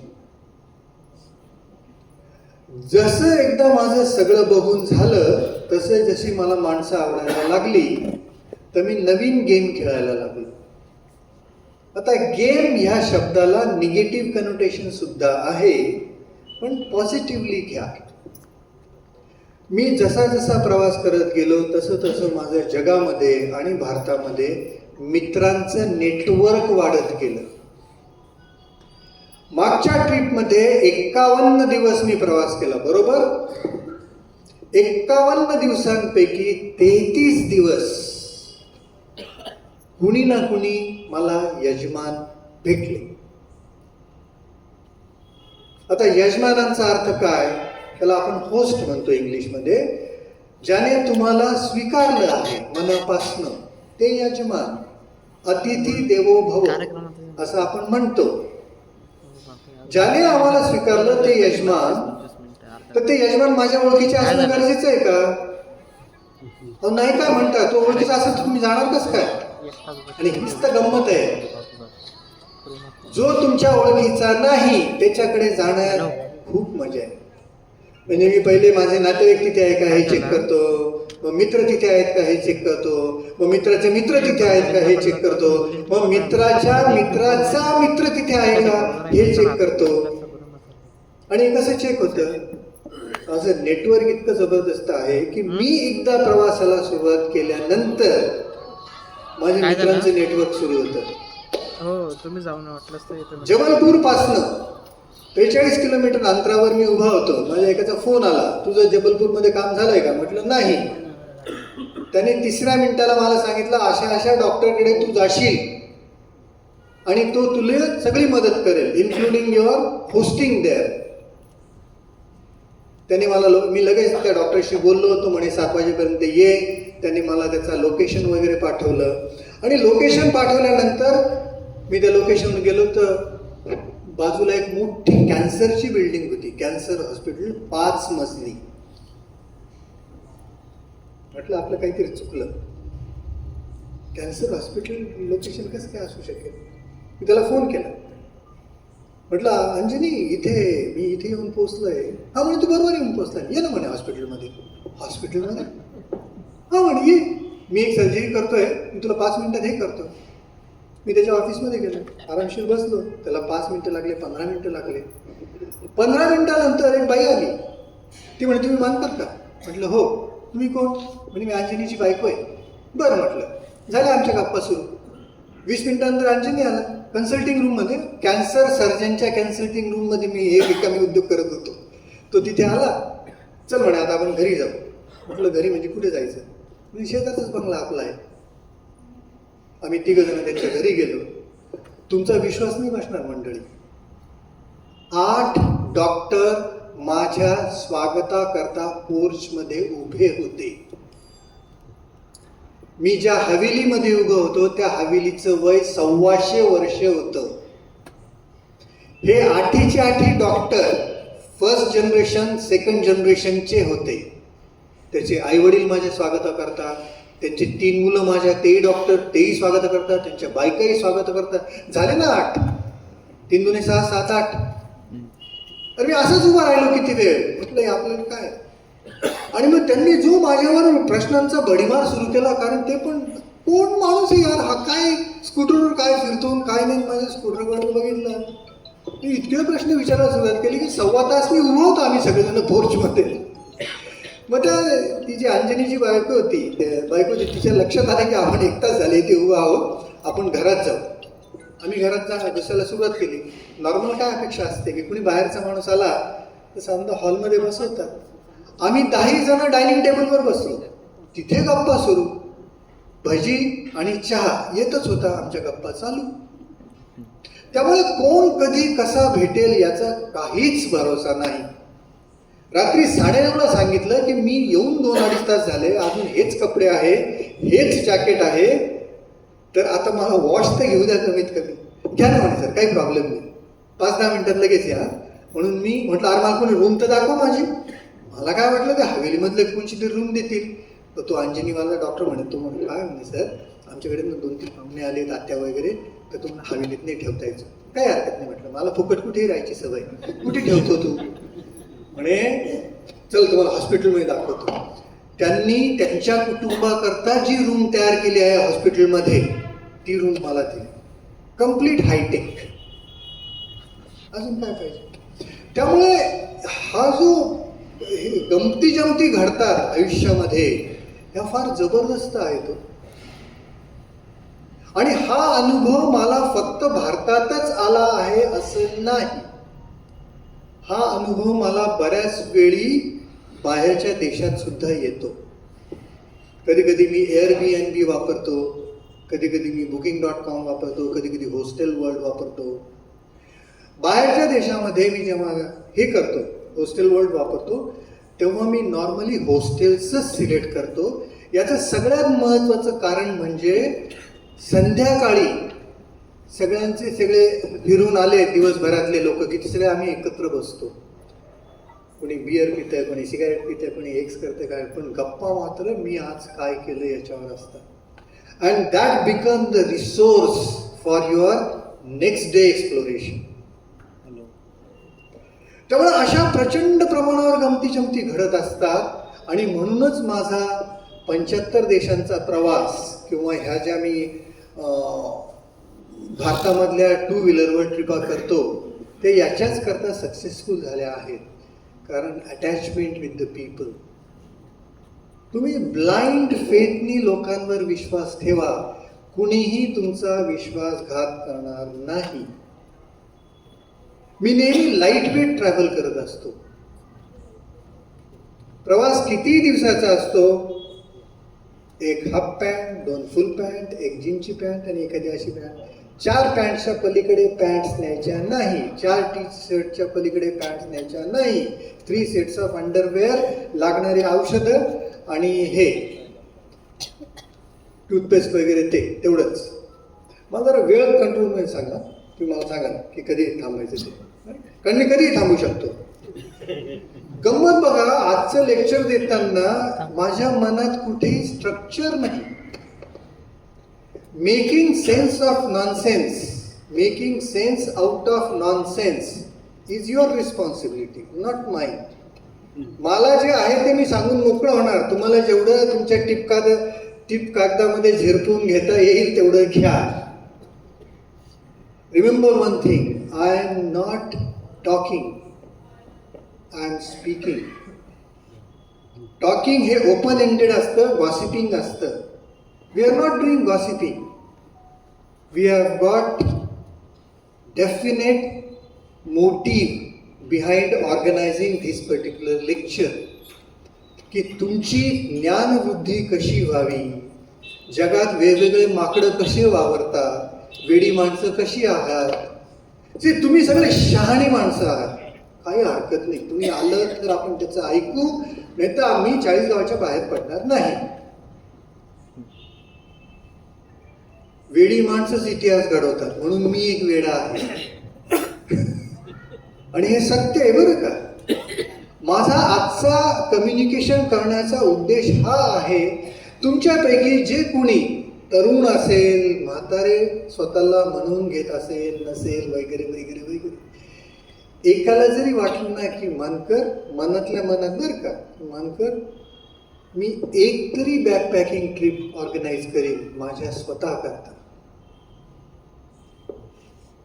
Backpacking is not a group affair. 5-50 लोक घेऊन चालले असं नाही. Even we are not talking about group, 4-5 लोक. No. We are not talking about even 2 people. 2 is not a company. 2 is mess. 1. And 1 is the company. याचा अर्थ तुम्ही जेव्हा प्रवासाला सुरुवात करता तेव्हा आयुष्यामध्ये पहिल्यांदा स्वतःशी बोलायला सुरुवात करता. हे सगळ्यात महत्वाचं आहे. मी आणि सर जर प्रवास सुरुवात केली तर आमचं निम्म डिस्कशन होऊ घातलेल्या नाशिकचा मेयर, नाही तर मुंबईचा मेयर, शिवसेना वगैरे अशा फालतू विषयावर आम्ही वेळ खर्च करू. नाहीतर आमचे 15-20 मिनिटं, अर्धा तास, 2 तास ते व्हेजिटेरियन आहे, मी कोर नॉन व्हेजिटेरियन आहे म्हणून हॉटेल शोधण्यात जाते. पोटाची खळगी भरणं हे बॅकपॅकर्स करता एक तांत्रिक बाब आहे. तांत्रिक, प्युअरली टेक्निकल. प्रवासात बेशुद्ध पडू नये म्हणून बाबा तू काहीतरी खा, एवढंच महत्वाचं आहे. त्याच्या पलीकडे काहीही नाही. आता बाय चान्स तुम्ही कलकत्त्याला गेले, जेव्हा माझा शेवटचा स्टॉप कलकत्त्याला होतो, मी ब्रेकफास्टला ते काय म्हणतात व्हाईट कलरचं रसगुल्ला, सकाळी एक रसगुल्ला खायचो, दुपारी एक रसगुल्ला खायचो, संध्याकाळी एक रसगुल्ला खायचो जेवणामध्ये. कारण बंगाली लोक तसंच करताना. आणि मला डायबिटीस झाला याचा मला काहीच फरक पडत नाही. पाहू आजचं तर जेवण घ्या. सर्व प्रकारचे मासे मी दररोज खात होतो. नाही तर बऱ्याच वेळा असं होतं की माणसं स्वित्झर्लंडला जातात आणि उन्हाळा असतो म्हणून आमरसाची अपेक्षा करतात. आंब्याचा रस कुठे मिळेल रे? अरे सकाळी काल उपमा केला होता त्यांनी. अरे इटलीला जाऊन काही तुम्ही उपमा खायचा आहे का? पिझ्झा खा ना इटलीचा ओरिजिनल. आणि मग तुमच्या लक्षात येईल की आपण जो पिझ्झा खातो तो किती भ्रष्ट आहे. ओरिजिनल पिझ्झा तिथे. किंवा आपण जे चायनीज खातो ते म्हणजे एकदम बोग असून ऍक्च्युली चायनामध्ये जाऊन खा ना चायनीज. तिथे गेल्यानंतर तुम्ही पोळीचा शोध घेऊ नका. नाही तर साऊथ इंडियामध्ये जायचं चना बटाटा विचारायचं आणि नॉर्थ इंडियात गेल्यानंतर काहीतरी दुसरंच मागायचं. असं नाही करायचं. तुम्हाला तुमच्या सवयी बदलायला लागतील. आणि हे खूप सोपं आहे. बॅकपॅकिंग अतिशय सोपं आहे. Because backpacking happens first at a intellectual level and then at a physical level. Backpacking ही बुद्धी असलेली प्रोसेस आहे. याच्यात तुमची बुद्धी पणाला लागते. म्हणून तुमचं वय कोणाचंही असो, जेंडर कुणी असो, ह्या माऊलीने इतक्यात 19 दिवसाची राजस्थानची ट्रिप सोलो केली. तिची मैत्रीण सोलो केली. मी सगळं लिहून दिलं. म्हटलं मी येणार नाही. मी पाहिलेलं जे आहे राजस्थान हे जर तुम्हाला बघायचं असेल तर you have to travel alone. तरच तुम्हाला त्यातली गमती जमती कळतात. मुख्य म्हणजे for me backpacking is nothing less than meditation. Meditation असं नाही की मांडी घालून बसायचं पद्मासनात त्याच्यात आणि मग ते श्वासावर लक्ष द्यायचं आणि मग कुठेतरी बायकोने असं काय केलं असेल, मुलगा असेल वगैरे, असं नाही. आचार्य रजनीशांनी सांगितलंय मेडिटेशन म्हणजे काय. तुम्ही जी क्रिया करत आहात त्या क्रियेमध्ये जेव्हा रममाण होतात, तल्लीन होतात, and you lose the sense of time. Losing the sense of time is the essence of meditation. हे गोयंका पण सांगतात इगतपुरीला विपश्यनेमध्ये. लोक मला सांगतात अरे 11 दिवसामध्ये माझं 3दा मेडिटेशन झालं, 3 दिवस एकदम फर्स्ट क्लास झालं. म्हटलं नक्की काय रे? मग तो सांगतो. पण तो किती खोटं बोलतोय लगेच लक्षात येतं. 11 दिवसात तुमचं क्षणभर जरी मेडिटेशन झालं 2-3 मिनिटं तरी you have achieved everything in your life. पण माझं मेडिटेशन करायची पद्धत कम्प्लीट वेगळी आहे. मी जेव्हा नक्षल एरियामधनं स्कूटर चालवत होतो आणि रस्त्याच्या दोन्ही बाजूला झाडांच्या भिंती आहेत, भिंती, आणि तेव्हा मी जे तल्लीन झालो होतो गाडी चालवताना, दॅट इज मेडिटेशन. आणि असं मेडिटेशन मी कित्येक वेळा केलंय. मला देवाचं नाव घ्यायची गरज नाही. इतके भन्नाट लोक मिळालेले आहेत, मला भेटलेले आहेत की त्याची प्रत्येकाची फिलॉसॉफी ऐकली ना की मी चकित होऊन जातो.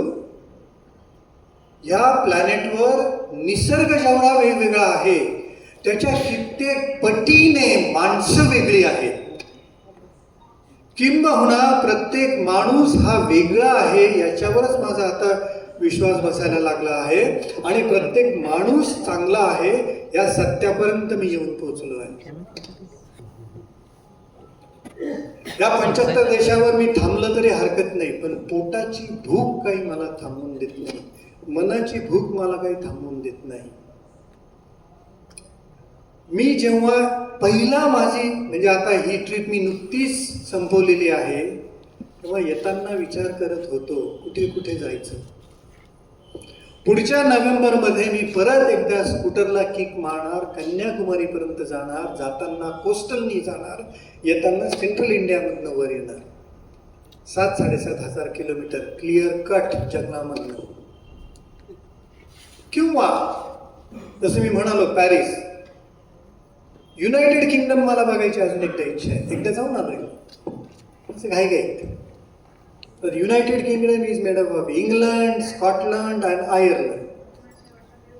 कमीत कमी महिना ते 1.25 महिना मी त्या प्रदेशामध्ये फिरणार. सायकल घेईन, पायी चालीन, ट्रेकिंग करीन, लोकल ट्रान्सपोर्ट घेईन, बसनी फिरेन, शेक्सपियरला जाऊन भेटवीन. हिंजीस नावाचा प्रकार आहे ते बघीन, मँचेस्टरला जाईन, स्कॉटलंडला, एडिनबर्गला जाईन, नेम द थिंग. मला परत एकदा इंग्लंड बघायचं. असं कधीच मनात नाही आणायचं की ब्रिटिशांनी आपल्यावर राज्य केलं म्हणून आपण त्यांच्या देशात कधी जायचं. झालं ते आता, इतिहास जमा झाला. तुमचा इतिहास तुम्ही आता निर्माण करा. प्रत्येक बॅकपॅकिंग ट्रिपमध्ये मी माझ्या स्वतःच्या आठवणी तयार करतो आणि याच आठवणी तयार करण्याचा कारखाना जोपर्यंत माझे गुडघे बोलत नाही तोपर्यंत चालू राहणार. कारण ज्या दिवशी गुडघे बोलायला लागतील त्या दिवशी मी माझा आठवणी अशा एकत्र केलेल्या आहेत. त्या सगळ्या आठवणींवर मी पुढे जगणार. मुळातच देवाने आपल्याला किंवा आपल्या आईवडिलांनी आपल्याला जन्म दिला आहे, पण हा दिलेला जन्म सत्कारणी कशा लावायचा याची जी जबाबदारी आहे ती माझ्यावर आहे असं मी समजतो. आणि म्हणून कोणाला काही छंद असतील, कोणी म्युझिकमध्ये जातं, कोणी याच्यात जातं, कोणी त्याच्यात जातं, हरकत नाही. ते छंद वगैरे असल्याशिवाय जगण्याला अर्थ नाही, हेही तेवढं करा. मग तुम्हाला काय आवडतं ते तुम्ही करा.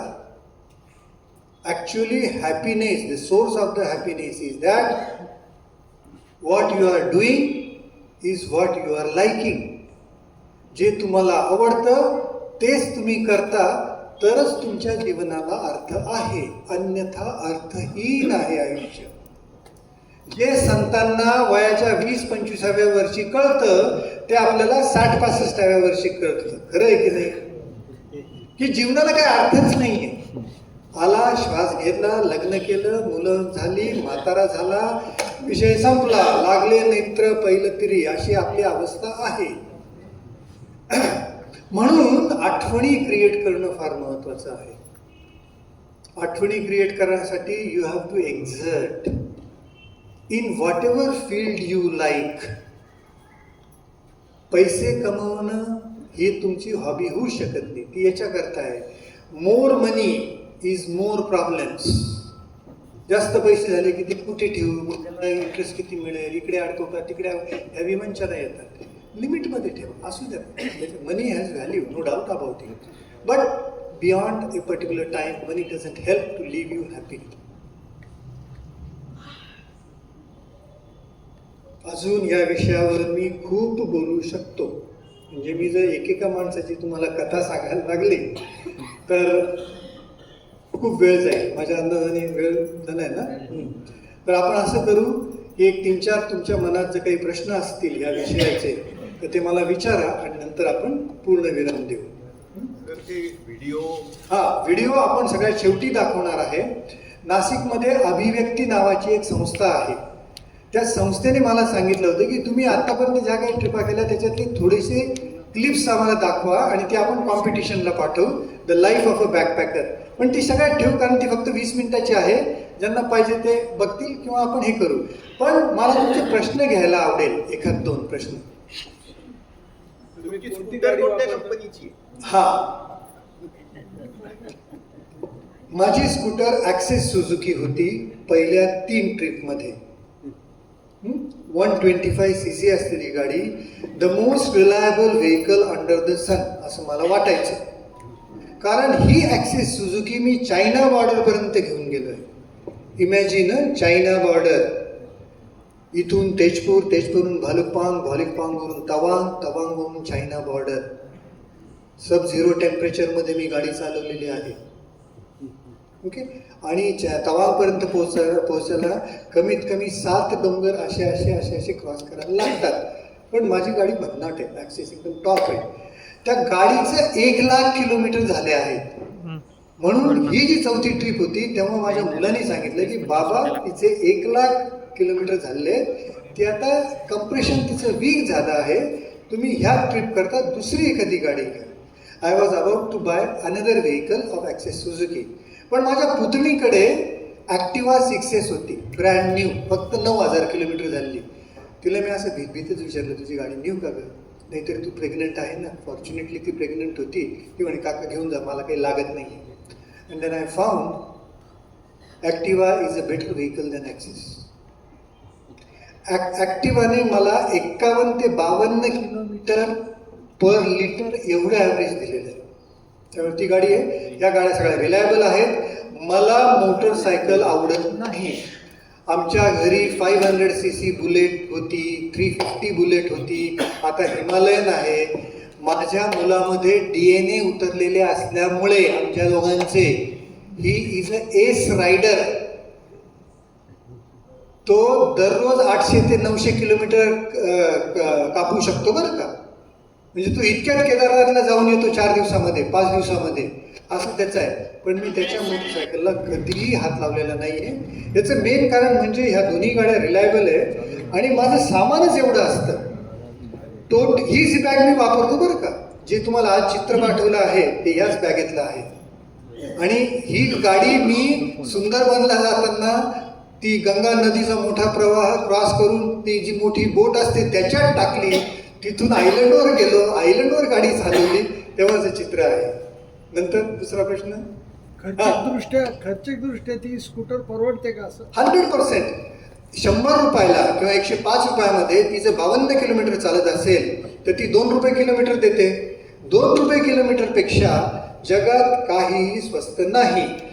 मी फॉरेनला गेलं की मास ट्रान्सपोर्टेशन वापरतो, कारण तिथे ते खूप चीप आहे आणि अवेलेबल आहे.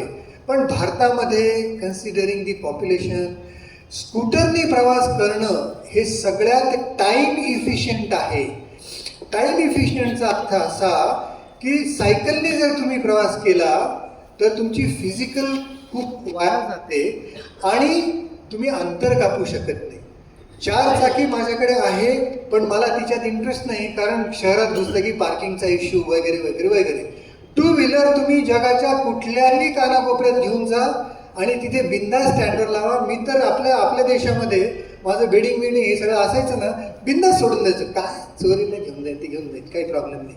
आपल्या खिशात आपल्या नोटा ठेवायच्या, आपल्या खिशात आपले पासपोर्ट ठेवायचे, जे इम्पॉर्टंट असेल तो मोबाईल आपल्याला ठेवायचा, तो अगदी छातीला लावायचं. पैसे नुसतं असं केलं तरी कळलं पाहिजे की नोटा ठिकाणावर आहेत म्हणून. तेवढी कॅल्क्युलेशन काळजी घ्यायला पाहिजे. माझ्या पॅन्ट्सला म्हणजे मधले खिसे आहेत. मी बऱ्याच वेळा बंडी वापरतो. बंडी तुम्हाला माहिती आहे की बंडीमधले जे खिसे असतात ते खोल असतात आणि ते बरोबर इथे येतात. नुसतं असं केलं की कळतं आपलं म्हणजे आहे. पुढचा प्रश्न. आणायला सोपं. हे बघा, 1000-1500 रुपये चोरी गेले ना तरी चालतील, ते खिशात ठेवायचे.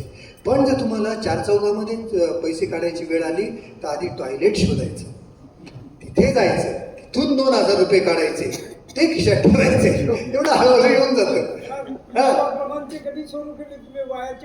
कोणाच्या हे मी साधारणतः 23-24ला असताना हिमालयात आम्ही दोघांनी ट्रेकिंग करायला सुरुवात केली. मी बेसिकली ABVPचा मेंबर होतो. मी अखिल भारतीय विद्यार्थी परिषदेचा मेंबर आहे. मी क्वालिफाईड चार्टर्ड अकाउंटंट टाईपची परीक्षा असते ती आहे. आणि आमचं लग्न झाल्यानंतर आम्ही हिमालय बघायला सुरुवात केली आणि मग हळूहळू देश बघायला सुरुवात केली. फॉर्च्युनेटली मला बाहेरच्या देशात जायची परवानगी, हे चान्स मिळाला, म्हणून मी आफ्रिकेत 12 वर्ष होतो. आणि जेव्हा डॉलर खिशामध्ये यायला लागले आणि गोळा करायची विशेष मोह नव्हता, म्हणून मी ते खर्च करायला सुरुवात केली आणि त्या दरम्यान मी 75 देश फिरलो. पर डे किती किलोमीटर चालायचं पर डे? व्हेरी इंटरेस्टिंग प्रश्न. पर डे असं काही टार्गेट नसतं. 50 दिवसामध्ये मी 5000 किलोमीटर चाललो. याचा अर्थ डेली मी 100 किलोमीटर चालतो. गरजेनुसार माझे किलोमीटर बदलायचे, कारण आज ते 40 गाव असेल आणि मला जळगावचं बघायचं असेल तर डिस्टन्स एकदम कमी आहे, तेवढं करायचं आणि जळगावचं बघायचं. पण जळगाववरनं मला म्हैसूरला जायचं असेल तर डिस्टन्स जास्त आहे, मग त्या दिवशी फक्त प्रवास करायचा. ज्या दिवशी 200-250 किलोमीटर मी क्लॉकिंग करत होतो त्या दिवशी मी त्या शहरातलं काहीही बघत नाही. ऑल सेड अँड डन माझं वय 66 आहे आणि शरीर बोलायला सुरुवात केलेली आहे. पण इथे मी इतका पॉवरफुल आहे, इथे मी इतका पॅशनेट आहे, इथे माझ्या भोवती इतका डोक्यात एवढा अनुभव साचलेला आहे की मला भीतीच वाटत नाही. द मोस्ट फंडामेंटल गोष्ट सांगतो की ज्या आनंदाकरता तुम्ही प्रयत्न करत असतात, जो तुम्हाला शोधायचा असतो, तो भीतीच्या जस्ट पलीकडे आहे. तुमची भीती एकदा टाइमलाईन करून घ्या, ती एकदा ट्रिप केली की आनंदच आहे ना, मग तो आनंदाचा सागर आहे तिथपासून. भीतीच्या पलीकडेच आनंद आहे, भीतीच्या अलीकडे फक्त भीती आहे. तुम्ही काहीही करू शकत नाही. त्यामुळे हे सगळं महत्वाचं आहे. हे जे विजडम प्राप्त झालं आहे, कॉन्फिडन्स प्राप्त झालं आहे, मला कशाची भीतीच वाटत नाही. माझ्या मित्रांना वाटतंय तू आता या वयात की असं काही करू नको, कुठे रस्त्यावर हायवेवर गाडी चालवतो. पण नाही हो, हायवे एवढे डेंजरस नाही आहे अजून आपल्या देशातले, चांगले आहेत. बिहारमधले रोड एकदम टॉप आहे. महाराष्ट्रातलं काय घेऊन बसला तुम्ही? वेस्ट बेंगॉलचे रोड सगळ्यात तुकार आहे. मध्य प्रदेशमधले रोड बघा, उत्तर प्रदेशातली जी सर्किट त्यांनी रोड बनवलं, बापरे, 9 पदरी रोड, 9 पदरी, एका बाजूने 9 पदर, दुसऱ्या बाजूने 9 पदर. मी जेव्हा बिहारमधून तिथून घुसलो, मान्य नाही. शेवटून दुसरा प्रश्न. आपले काय अनुभव लिहून ठेवले का तुम्ही? टुरिझमच्या बाबतीत इंडियन आणि इतर भारत इतर आणि भारतीय त्यांच्या माइंडसेट मध्ये काही फरक जाणवला? आहेत ना, भरपूर माइंडसेट आहे. इंडियामध्ये मदत मागायला आपल्याला जास्त भीती नाही वाटत. आपण बिंदास हिंदीमध्ये इंग्लिशमध्ये कशी मागतो. फॉरेनमध्ये मात्र थोडीशी केअर घेऊन मदत मागायला लागते. याचं कारण असं आहे, फॉरेन पीपल अलाव यू और अलाव युअर प्रायव्हसी. अमेरिकेमध्ये हे खूप फंडामेंटल आहे. As long as you want to have your privacy, you can maintain your privacy. तुम्हाला खूपच प्रॉब्लेम झाला तर तुम्ही मदत मागा. मदत मागितल्यानंतर अमेरिकन माणूस मागे पुढे बघत नाही, तो सगळं करायला तयार होतो. याच्या अगेन्स्ट जर्मनीमध्ये जर्मन लोकांच्या डोक्यात हा जो वंशभेद आहे ना, तो इतका घट्ट बसलेला आहे की त्यांच्या नजरेतूनच कळतं की तो आपल्याकडे कसं बघतोय. वंशभेद टेस्ट करण्यासाठी मी Vienna in Austria till Paris crossing Germany असा रेल्वेने प्रवास केला आहे. आणि त्याच्यात मला जाणवलं की हे फारच आपल्याला कुठे एकदम कचरा समजत आहे, पण that is fact of the life. Britishers लोक, तुम्ही त्यांना विचारलं तर तुम्हाला अगदी हात पकडतील आणि नेऊन दाखवतील. शेवटचा प्रश्न. आपण काही पुस्तक लिहिलंय का? मी भरपूर पुस्तकं लिहिलेली आहेत. आत्तापर्यंत मी 6 पुस्तकं लिहिलेली आहेत. Each and every book is waiting for publication in physical form. याचं कारण असं की मी पुस्तक लिहिल्यानंतर, ते मी छापल्यानंतर, सर तुम्हाला माझं 200 रुपयाचं पुस्तक घ्या हे सांगायला भयंकर लाज वाटते.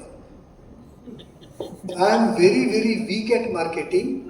I don't want to have that kind of feeling. म्हणून मी आत्तापर्यंत पुस्तकं छापलेली नाहीत. Maybe I will put everything on the internet, Kindle publication वगैरे, 25-30 रुपयाचे घेऊन घेईल. पण गेल्या आपला जो बिपिन आहे आमच्या पुस्तकप्रेमीच्या समूहाचा, त्याने मला खूप लोकांनी सांगितलं की मानकर तू तुझ्या सगळ्या प्रवासांचं डॉक्युमेंटेशन कर. आणि त्यांनी मला इम्पॉर्टन्स सांगितलं डॉक्युमेंटेशनचं. म्हणून मी आता ठरवलं आहे कदाचित यावर्षी 2 पुस्तकं छापीन. शेवटचा किस्सा सांगतो, जे पुस्तक आता छपाई खाली आहे ते. 1999 मध्ये मी पहिल्यांदा देशाच्या बाहेर पडलो आणि आफ्रिकेमध्ये येऊन पोहोचलो. It was November 99. आणि आफ्रिकेने मला इन टर्म्स ऑफ बॅकपॅकिंग जे दिलं ते कोणत्याही कॉन्टिनेंटनी दिलेलं नाही, including Europe, including America, including Austria. ह्या घटनेला 25 वर्ष 2024 मध्ये झाले, बरोबर. Just to celebrate that 25th year आम्ही दोघंही जण आफ्रिकेला परत गेलो. 1.5 महिना मी केनियामध्ये होतो, युगांडामध्ये होतो. आणि तेव्हा मी जे ब्लॉगिंग केलं, आय एम अ ब्लॉगर. मी 2011 पासून ब्लॉगिंग करतोय, text blogging, supported by video and audio everything. माझं प्रचंड प्रमाणावर लिखाण चालू असतं. तर मी जेव्हा परत भेटलो त्यांना 25 वर्षानंतर, परत त्या कंट्रीमध्ये गेल्यानंतर मला जुने दिवस आठवू लागले. म्हणून मी तो ब्लॉग लिहिताना पहिल्यांदा एअरपोर्टवर जेव्हा मी उतरलो होतो तेव्हाचं फिलिंग आणि आज उतरतोय तेव्हाचं फिलिंग, अशा 2 लेव्हलवर ब्लॉग्स लिहिले आहेत 1.25 महिना. हे करणं खूप अवघड आहे बरं का. आणि कुणी करत नाही नॉर्मली, कोण जात नाही बोंबलायला तिथे. परत 25 वर्षानंतर मी गेलो, ते पुस्तक तयार केलं आणि हे पुस्तक इतकं युनिक होणार आहे की ते 2 लेव्हलवर चालतं. तेव्हा काय झालं, आज काय झालं, तेव्हा काय झालं, आणि ते अनुभव इतके एनरिचिंग आहेत माझे प्रोफेशनलचे. म्हणून ते पुस्तक मी छापतोय आत्ता. आणि दुसरं पुस्तक कदाचित ही आत्ताची ट्रिप झाली इंडियातली, तिचं असेल. ब्लॉग्सचे पण माझे पुस्तकं तयार आहेत, पण सध्या ते सगळं ईस्ट स्टेटमध्ये आहे, डिजिटल स्टेटमध्ये आहे. पण मला वाटते की मी डॉक्युमेंटेशन करावं, कारण it will remain in the history of mankind. आणि कुणाला आवडत नाही हो आपण इतिहासात अजरामर व्हायला. शरीराने तर कोणी अजरामर होणारच नाही, पण इतिहासात अजरामर व्हायला पुस्तक हे उत्तम साधन आहे. आणि माझ्याकडे कंटेंट आहे देण्यासारखं. पुस्तक हे मराठीत छापणार का इंग्लिश हिंदी? हा, 2 पुस्तकं माझी इंग्लिशमध्ये आहेत. मी जेव्हा युरोपमध्ये 66 दिवस प्रवास केला, 17,000 किलोमीटर रस्त्याने युरोप तुडवला, त्याचं पुस्तक मी तयार केलं आहे, to address to the backpackers of the world. मी इंग्लिशमध्ये खूप लिखाण केल्यानंतर एक जण म्हणे, का रे तू त्या लोकांकरता पुस्तक लिहिलं, आमचं काय? मराठीतनं लिही म्हणे. अधिकारवाणीने त्यांनी मला सांगितलं. नंतरची सगळी पुस्तकं माझी मराठीतली. त्यामुळे असं काही काही घडत गेलं आहे. त्यामुळे मित्रांनो, खरं सांगतो, जमलं तर एक तरी ट्रिप इथून शेगावला, इथून नागपूरला, इथून कन्याकुमारीला स्वतः तयार करा. प्लॅन इट, एक्झिक्यूट इट, आणि मग जो तुम्हाला आनंद मिळेल ना, तो प्रचंड अमृताशी सुद्धा पैजा करू शकेल असा तो आनंद आहे. करंबळेकर सर, ठोंबरे सर, याची तुमची सगळी कार्यकारिणी, तुमच्या सगळ्यांचे प्रचंड आभार. 120व्या वर्षी मला यायला चान्स मिळाला. मी स्वतःला भाग्यवान समजतो. तुमच्यासारखे श्रोते मिळाले, कारण बोलणारा हा श्रोत्यांचा गुलाम असतो असं मी मानतो. लिहिणारा हा वाचकांचा गुलाम असतो असंही मी मानतो. जो माणूस संगीत घडवतो, सतार वाजवतो, तो श्रोत्यांचा हे असतो. त्यामुळे मला 125व्या कार्यक्रमात यायला नक्कीच आवडेल. त्या दिवशी मी ट्रॅव्हलिंग याविषयी बोलणार नाही, त्या दिवशी आपण पब्लिक स्पीकिंगवर बोलू. धन्यवाद. चालेल सुरू, आणि हे लाईट्स ऑफ करा फक्त.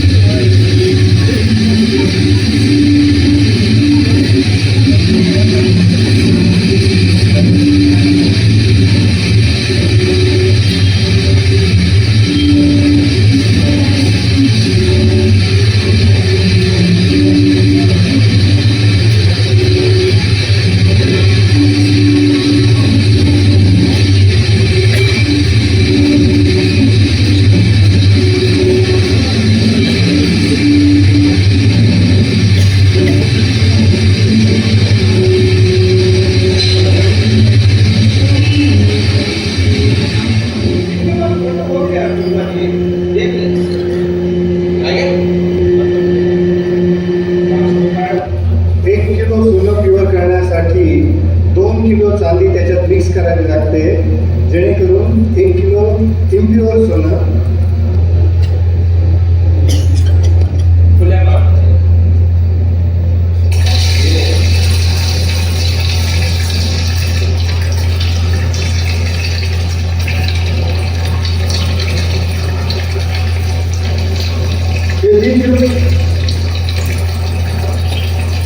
ही मूल कुठून तयार होते अन्नपूर्णेश्वरी तयार होते ही मातीची मूल असते का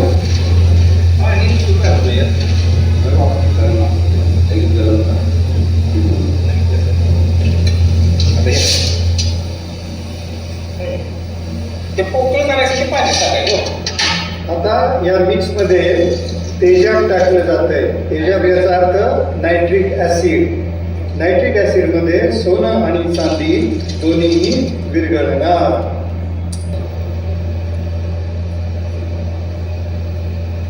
नायट्रिक ऍसिडची आणि सोनं आणि चांदी याची आता रिॲक्शन सुरू झाली. हळूहळू याच्यातनं लिक्विड तयार होईल आणि याच्यानंतरची प्रोसेस हे दोनदा अशी केल्यानंतर जी काही इम्प्युरिटी असेल चांदीमध्ये आणि सोन्यामध्ये ती सेपरेट केली जाईल.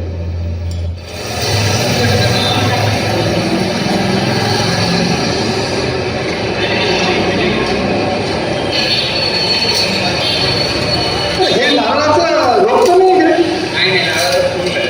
नारळाचं फूल आहे. Okay. Look at the beauty, the crack is going almost at the center. Wow. Amit, show me.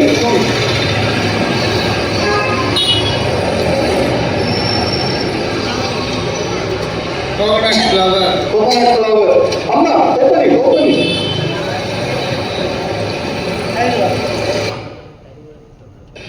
We are looking at just waiting for last passengers to board. Their observation shall be on our way to Srinagar.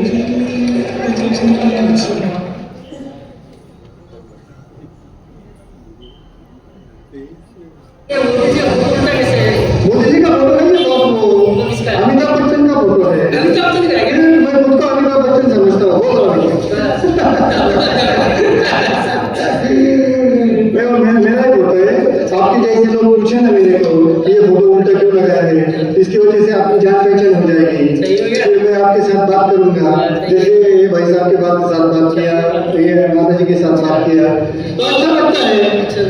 10 second अच्छे गए तो बढ़िया, इसलिए ये मेरा photo है। हाँ, अभी मैं मोदी जी के तरीके का दिखता हूँ, ये मोदी जी का लग है, मेरा लग नहीं। सही है।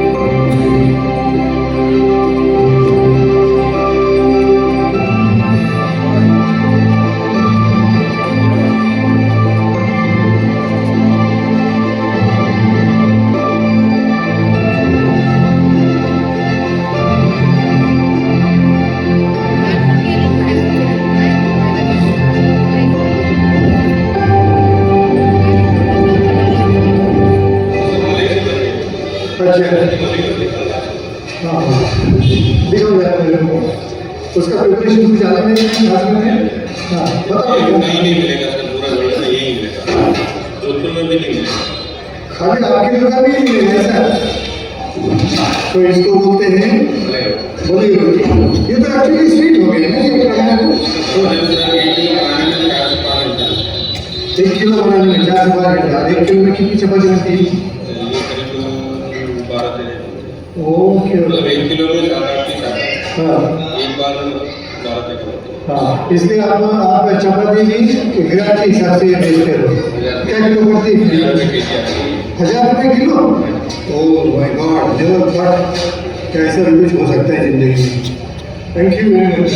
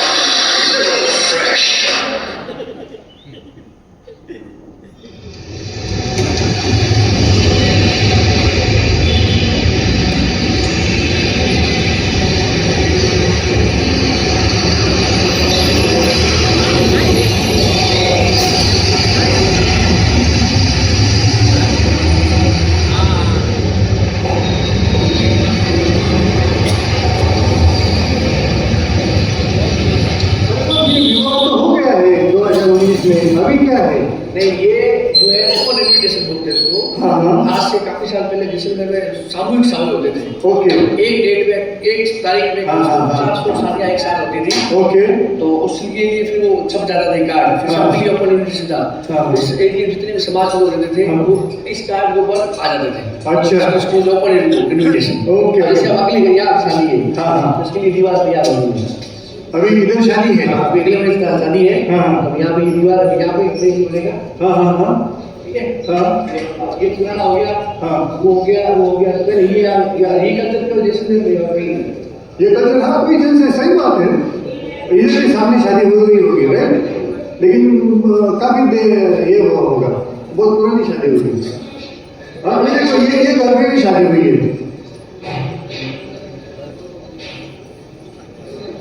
इनकी शादी तो लेकिन की शादी मुक्ता के साथ 2020 में हुई है। हाँ वो आगे देखिए, ये 2019 की है। 2019 की है। आपकी कब हुई थी? हमारे 2014 में। तो फिर उसका कैलेंडर भी किसी घर में छपाना ना, तो जब नेक्स्ट शादी होगी ना घर में, तो फिर ये नाम डेट हट जाती है, उनकी जगह दूसरा नाम डेट हट जाती है। अच्छा, तो ये पत्रिका ऐसी रहेगी जब तक घर में दूसरी शादी नहीं होगी। और बहुत ही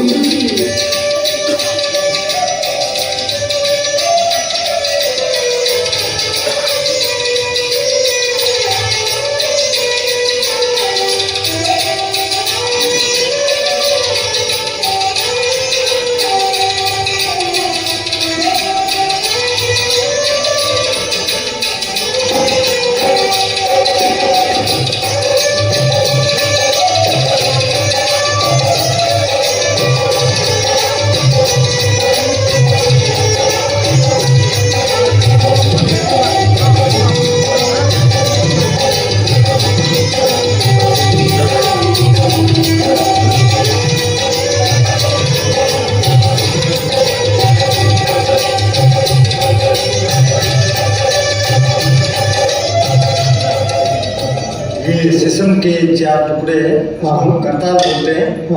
कर यानी हैंड, ताल उसका रहता है। ओके। शीशम के 4 टुकड़े करताल बोलते हैं। जो हमने ही बनाया है और आपको बजा के अभी दिखाया। ये राजस्थान के यूनिक है।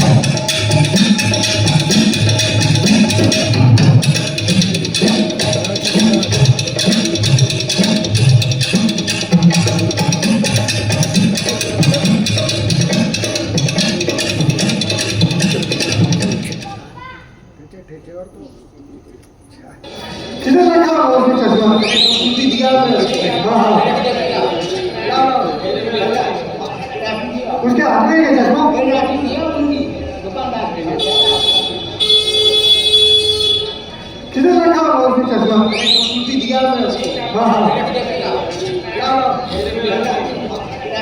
उसके हाथ में है चश्मा? किधर रखा हुआ उसने चश्मा? उसके हाथ में है चश्मा?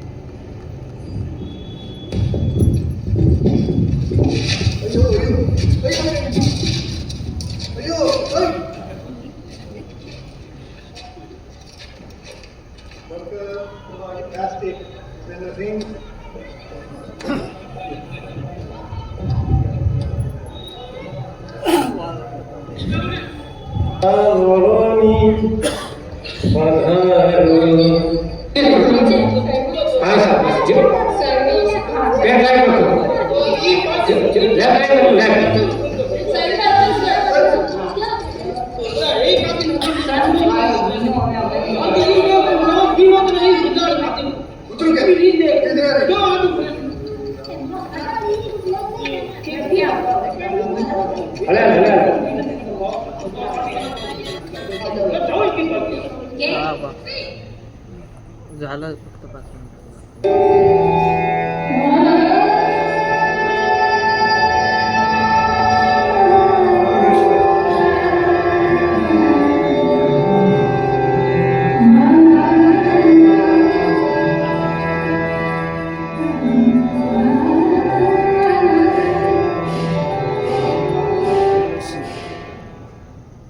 It's up to Dira. In the zone where there is no petrol available, in rule of Dira. Where's the vehicle? Huh? What do we do? The guy is telling that petrol may come tomorrow morning. So that's a big issue. So what are we planning then? Where are you from? Okay. If he can fly with the bullet, please fly. Or leave the bullet for me and you go ahead. I'm from Nasik, from Maharashtra. I am also wondering like you people.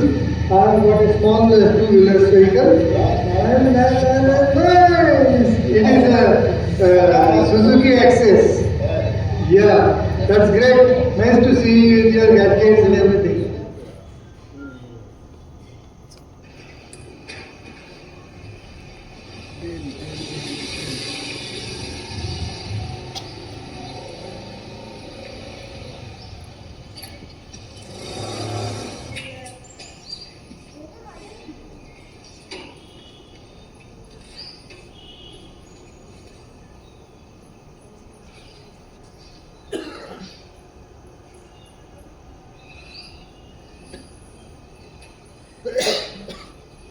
काय कसं वाटलं?